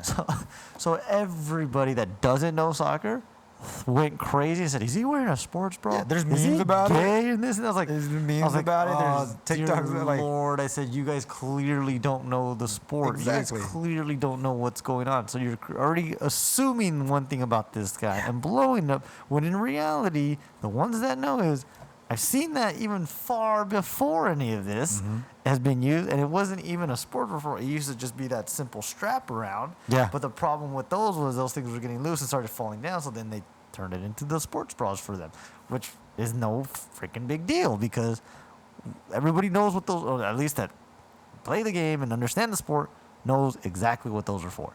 So they try to make a whole big thing now saying, that the soccer, they wear sports bras because they're girls.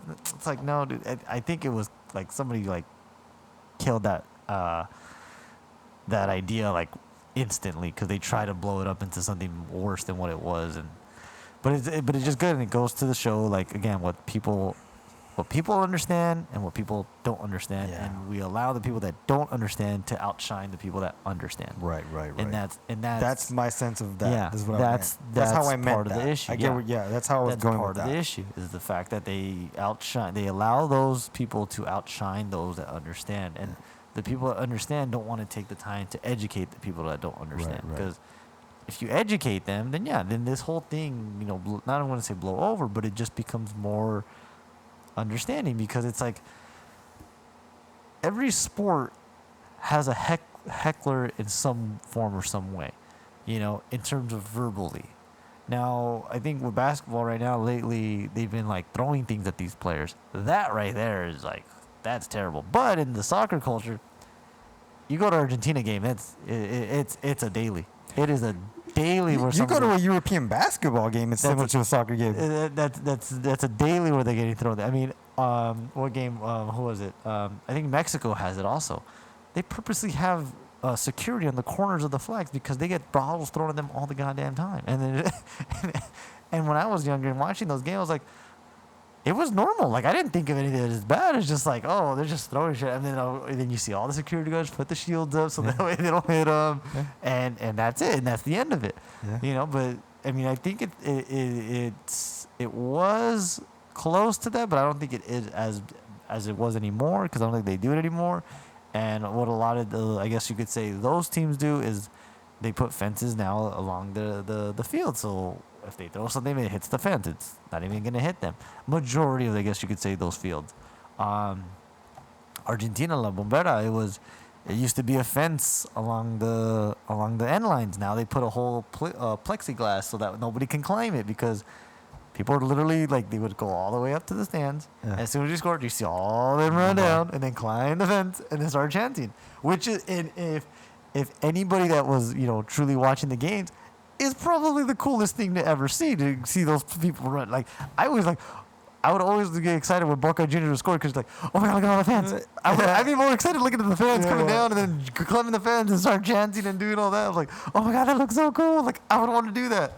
But I guess it became a thing where it just became dangerous and people started.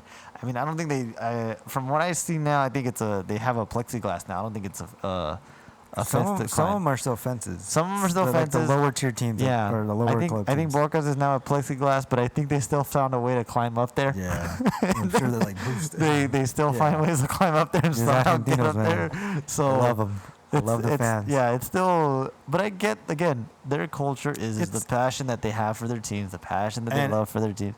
And I finally found out what that song was that they do because they were chanting it the whole time. Wait, which one? The one that you were playing for like the longest time. It's about Pelé and Maradona. Yeah, I never knew that's what it was. I love it. Amazing. And they were playing it. They were singing it yesterday, right? They were singing it yesterday. So just like I didn't know that's what that chant was purposely meant for, like against Brazil. And I don't think Brazil really chants it, but it's Argentina's chant, towards Brazil, which is what other teams do chant. Because it's a classical team. They have their chants against their rival teams. Yeah.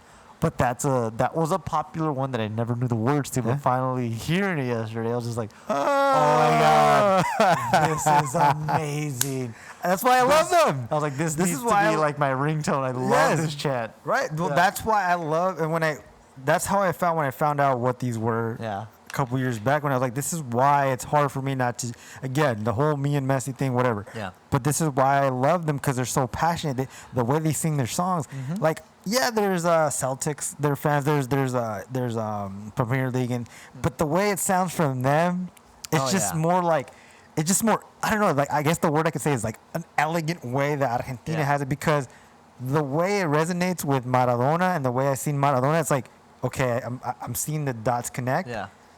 I feel what he's saying. I get it now.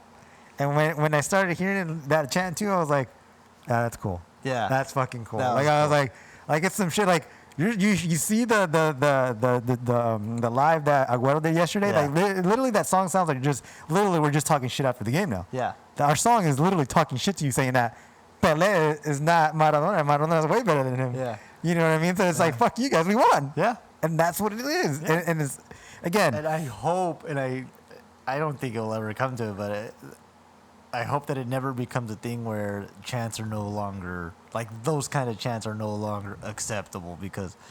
Well, that's what I was gonna get to. Like, I was gonna get to, again, going back to the Mexico thing. I think the reason why it started resonating, I think, is because they play here so much. Yeah. Yeah. And I could be wrong. I think that's where it started picking up of them understanding, like, hey, they're saying these things here because the way things are here in this culture now out here. Yeah. Because it obviously started in Mexico. Yeah. And it's funny because me and Ronaldo went to a game, America versus Galaxy, years back. Yeah. And then me and Ronaldo were like, oh shit, it's packed, right? Yeah. And America fans are just ruthless. Oh yeah. And once that ball was kicked, it was over and over with that chat. Yeah. And it's funny because we saw literally a kid that's probably like 10, 11 years old. Yeah. And he was saying that me and Ronaldo were just like, not like messing with him, but we're trying to get his attention to mess with him. Yeah. And we're like, what are they saying? We're like, me and Ronaldo were like, are they saying Pluto? And the little kid's like, no, we're not saying Pluto. We're saying Pluto. Like we're saying this word. Like, and then I'm like, oh, like, what does that mean? Like, it's just for fun. Like, he had no idea. This kid was just like, we're chanting it because it's my team. Yeah. And it's a hell of a good time. But the kid had no idea what it really meant. Yeah. He just thought about it being part of soccer. Yes. In a sense of like, it's a part of my team, it's a part of the rivalry, it's part of the culture of the game. It's their form of expression to root for their team, right. in a sense. Like, so it's the form meaning, of just like, the meaning, obviously, when he didn't know, it wasn't like I didn't make him feel stupid, that kid, or we didn't be like, oh my God, you don't know what this means. Yeah. Like, no, his ideal was of like, okay, like you just said, it's like a passion of the game. Yeah. Right. Yeah. But yeah, as I was saying, like it's. When I remember that, it was just more of like, okay, they're mostly saying it because it was like a chant, going back to how you said to to the Argentina chant towards Pelé. It's not an aggressive and a derogatory way, but it's more of like talking shit in a song. Yeah. You know, and yeah, no, again, I understand the aspects of how this nation sees this chant and the whole political aspect as well. Yeah. And technically, the word means that in the English translation. Yeah. I get it. Yeah. But that's what they took out of, and that's why it's going that way, because that literally, Mexican words have a shitload of meanings. Oh, yeah. And we know that, because we grew up and hearing it. Yeah. You know, all these bad words have different meanings on how you use it. Oh, definitely. And that's what I think the translation of knowing what that means was lost into what was going on. I think what's going on a lot is just the fact that, like, the society of what here is and the culture of what here is spilling over into everything else. Whereas others, it's like their culture and what they do, it's common. It's regular for them. So when it's over here, it's not a normal. It's not a regular. So it's for them. It's unsettling for them to hear those things or be part of it, because it's not common for them. Where over there is like, this has been something that's been part of their culture for generations, you know? And over here, it's like everything that was said was, or the terms of those words were never part of or normality, I guess you could say. You know? It wasn't a normality for them. So that's why when they hear these things and only know the meaning of that exact phrasing or word, it becomes offensive and you know, demeaning, I guess you could say. Yeah, because like us growing up, just hearing certain words. Yeah, that's what I'm saying. It's like, as much as my mom will probably laugh right now, and my dad, like, hearing certain words is like, wait, I'm confusing. Like, are you saying chinga tu yourself? Or what is that? Chinga tu madre? Yeah. Like, we were my mom. Yeah. Like, what are you talking about? Yeah, we joked about that. Growing up when we're little, that's what I was like confused of. And now I understand what it means as a culture of like, okay, I get what you're saying. You're saying kind of pretty much like, fuck off. Yeah. Or like, you son of a bitch. Like, there's different meanings to it, but when you're little, I took the technical part of it, is why I think that's how they're seeing it. Yeah. And it's like, wait, okay, now I get what it means as I got older. As you said, educated in some way, which is, in some way, it's stupid for people that are very political. Yeah. You know what I mean? So it's like, I just remember hearing some of those words, and I'm like, what? Chinga tu madre? Yeah. That's like, you're what? You're telling that? You're my mom? Like, I'm not going to, what? No, I'm not going to chingar my madre. Like, what are you talking about? Like, and then, you know what I mean? Like, she explains it and stuff. Like, so, yeah, it's unfortunate in a sense of, like, interrupting the game. And that's what I was trying to get at from the game to last night, how it was interrupted so many times and how they can end the game. And it was just, I'm not saying it's not being taken care of very well. It's just, I think it has to be really dissected and really kind of pulled back and say, hey, we got to figure this out, because you can't control people and what they're saying. Yeah. Because there's going to be worse things said in the game from fans without the whole stadium saying it. Yeah. You know what I mean? So it's kind of hard. And even when the refs are horrible and they're going to say, hey, culero, da-da-da-da, like it's hard. It's hard to stop all those things. But again, I understand from a perspective of a whole stadium saying it, and again, how they technically took it. But it's just it's unfortunate on the side of soccer how it stops. I don't know how it's going to be, how do I say, resolved. I don't think it's horrible. I think it's horrible to say they're banning 2 games, or they're having 2 games with no fans, and if they keep saying it, they might not even make it to the World Cup. The team literally does not have control over these fans. Yeah. So you're telling me that you have control over a team because of fans that you can't really control? Like, they might stop. They might not stop. There's got. I mean, they might not stop, but there has to be a better way to go about it, because, I mean, I guess you could say first impression, or not first impression, but first understanding of outrageous fans were hooligans. Yeah, there's worse. They're like, that's what they were literally called, hooligans. Yeah.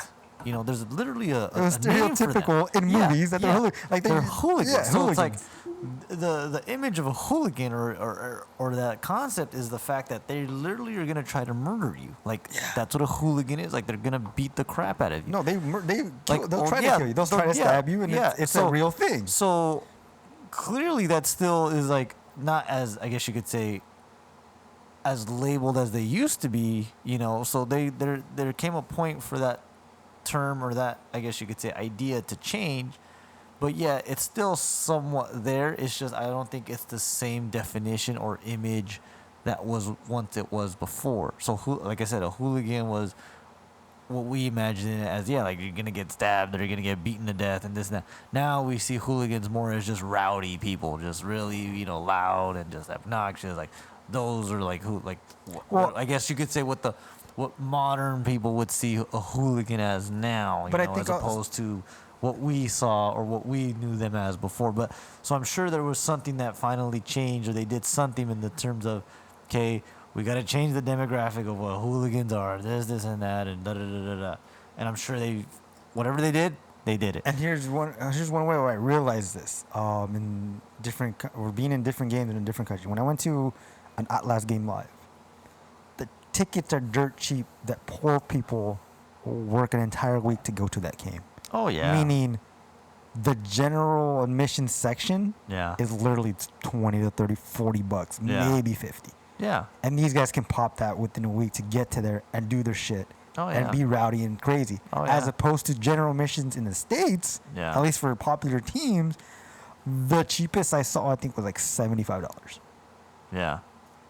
And now at a general admission where it's like, the security is so strict beyond where we're like, okay, like we just not have a purse. It has to be clear. The LAFC games, you got to like it's so strict where they have enough of that. As opposed to Mexico, they just want fans in there because they want to make their money. Oh yeah, you know what I mean? And that's why we have that security and again, it's a whole different aspect. I don't want to get lost in the whole thing, but again, what I'm trying to say, my point here is that, and I think that's probably what happened over there. The way you're explaining now is that I think the way they got those hooligans no longer coming to those games is their prices of the ticket for certain teams went like skyrocketed. Because I don't know if I was a couple weeks back or a month back. I don't know if I mentioned, remember that one year that I forgot when the Chivas fans literally almost killed their security people. Oh yeah. Remember, I think it was Chivas Atlas game. I think so. And it got beyond where, like, literally there was the whole fan section on top was just tumbling. They threw them over the fucking rails. And they beat the shit out of them. Like, and again, that's when they were at the Jalisco. Yeah. And when it changed and they got their own stadium, it kind of helped what I just said. Like, prices changed where they're like, and then security, because I've been to both stadiums and how different it is. Like, the Jalisco stadium is literally an old ass stadium. It reminds me of something I've never been to, is as the Argentinos clubs and their stadiums that I watch on documentaries. It's like these are old and beat up areas in the stadium where I'm like, dude, it's just literally a small ass lock where we can break it and walk in. Yeah. As opposed to the new Chivas stadium is like legit technology, right? Yeah. Where there's cameras, there's like they put money into that. Yeah. So the thing is that my point here is that it's hard to take away a chant as opposed to like those hooligans that you're speaking to, because I think that was I think what was the change of like, hey, we might have to change the prices, stricter security, because in the earlier years when we were younger, we saw some crazy stuff on the field. Oh yeah. Where it was like almost riots and the fans invade, the whole stadium invades. The last time I saw that was the Atlas game where the whole players were just coming in against the Chivas Atlas game. And it's crazy because when I went to that one game at the Atlas, like I looked at these fans coming, literally marching, and I'm just like, okay, cool. But then after a couple years later, I saw a documentary about their fans, and I'm like, holy shit, I was literally in front of hooligans that would probably kill me if I had a Chivas jersey on. Yeah. Just because of that. Yeah. And that's the thing that, again, it's beyond the measures of like just a chant. Yeah. Oh yeah. Where literally people are getting beat up and stabbed because you're not. And it's like, dude, what the fuck are you gonna do about it? Like, it's soccer, but it's a thing that they have. Yeah. You know, and that's what tripped me out about how this whole thing's going about. Again, I'm not against what they're trying to do. Yeah. I'm just trying to be realistic and have an understanding of like how hard it is to change in science a culture. Yeah. Because the culture understands what they kind of put out. Yeah. It wasn't a hateful message. It wasn't a hateful crime. Yeah. It wasn't a hateful thing, but it's tough. Yeah. Because we're in between the culture and the nation we live in and understanding both sides. It's like, what can we do, man? Yeah. What can you really do? I don't think a team should be punished though. I don't think a team should be punished for something that they can't control. Yeah. You know what I mean? And it's tough.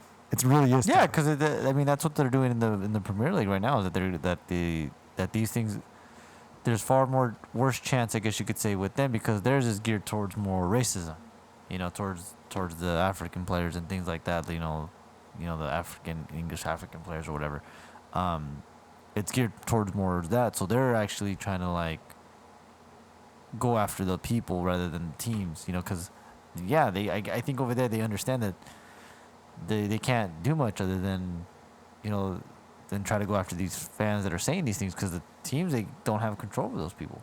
So they haven't really stopped the games. What they found, I guess, was they found a way to finally find these people and just get them out of there and sentence them to hearings where they get banned from the stadium or banned from every game or banned from this or however. So they're getting, I guess, the better sense of direction on how to handle those things because I guess it's geared towards more one thing where over here with that it's more geared towards like just a culture with what they've already been exposed to and what they've been used to. Like it's becoming more of a, I guess, put it this way, in the English Premier League it's getting geared towards a certain player and a certain race, where over here it's just a word that's just chanted out loud but not geared towards anybody specifically, and I think that's where they got to make that understanding and saying like, okay, they're just chanting just to be involved in the game.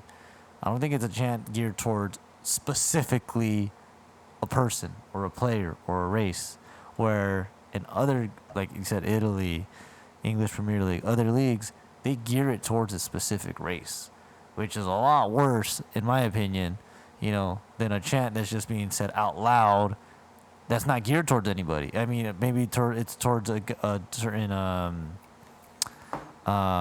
gender, but it's like they're not really demoralizing that gender. They're just saying it, and we get the saying, we understand it, it's geared towards that, and then people don't like it.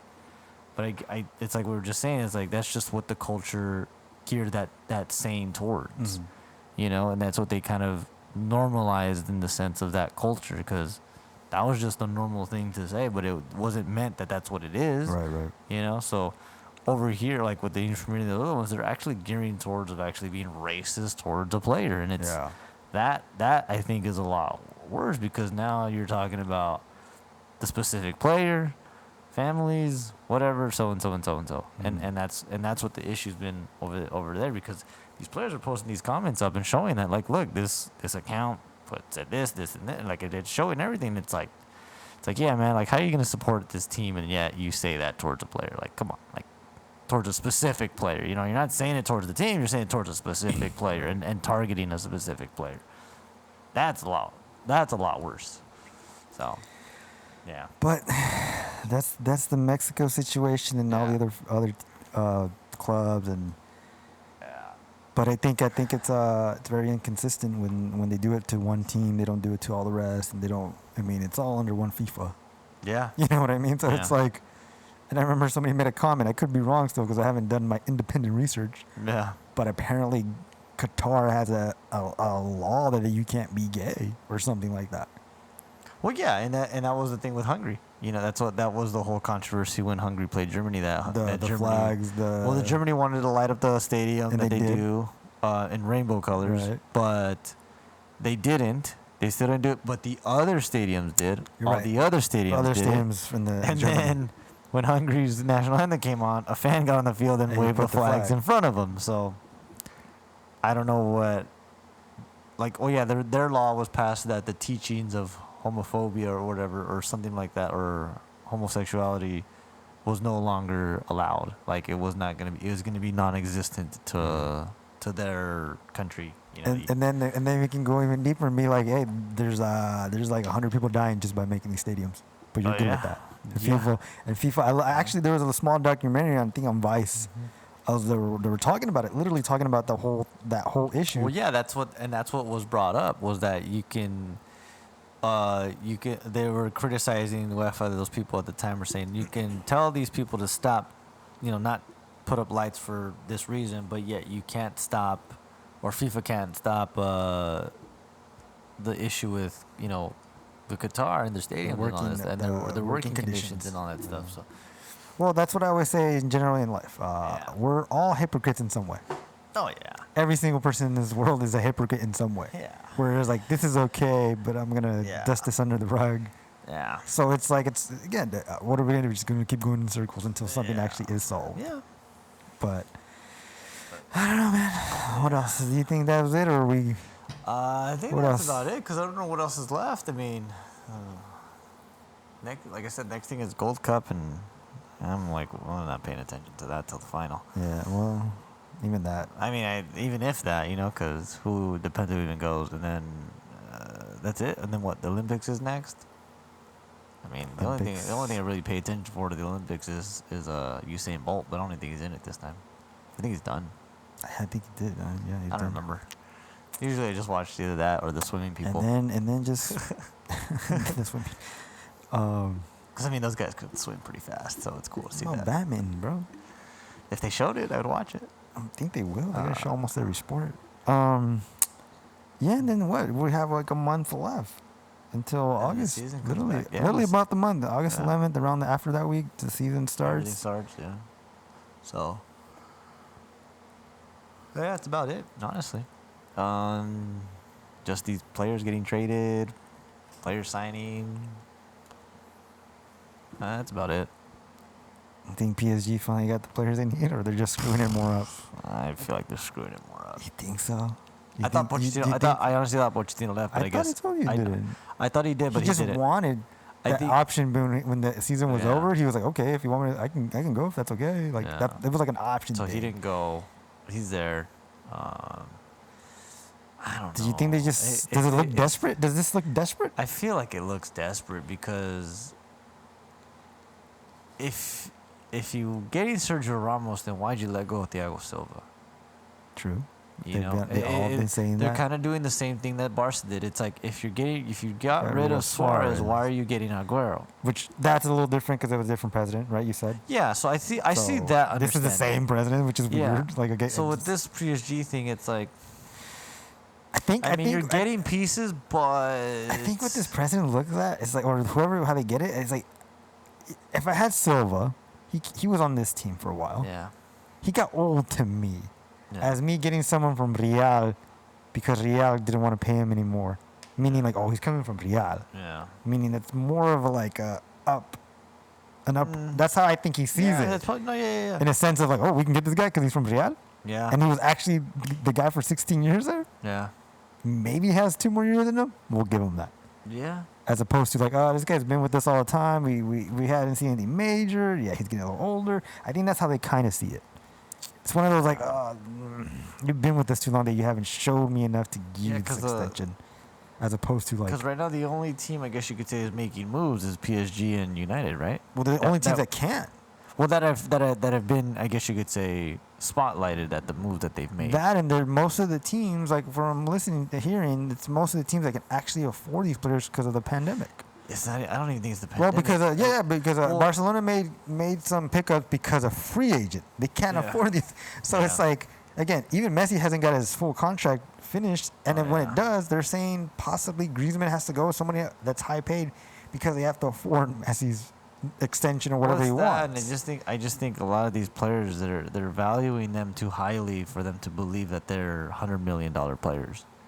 I don't see $100 million players like Sancho.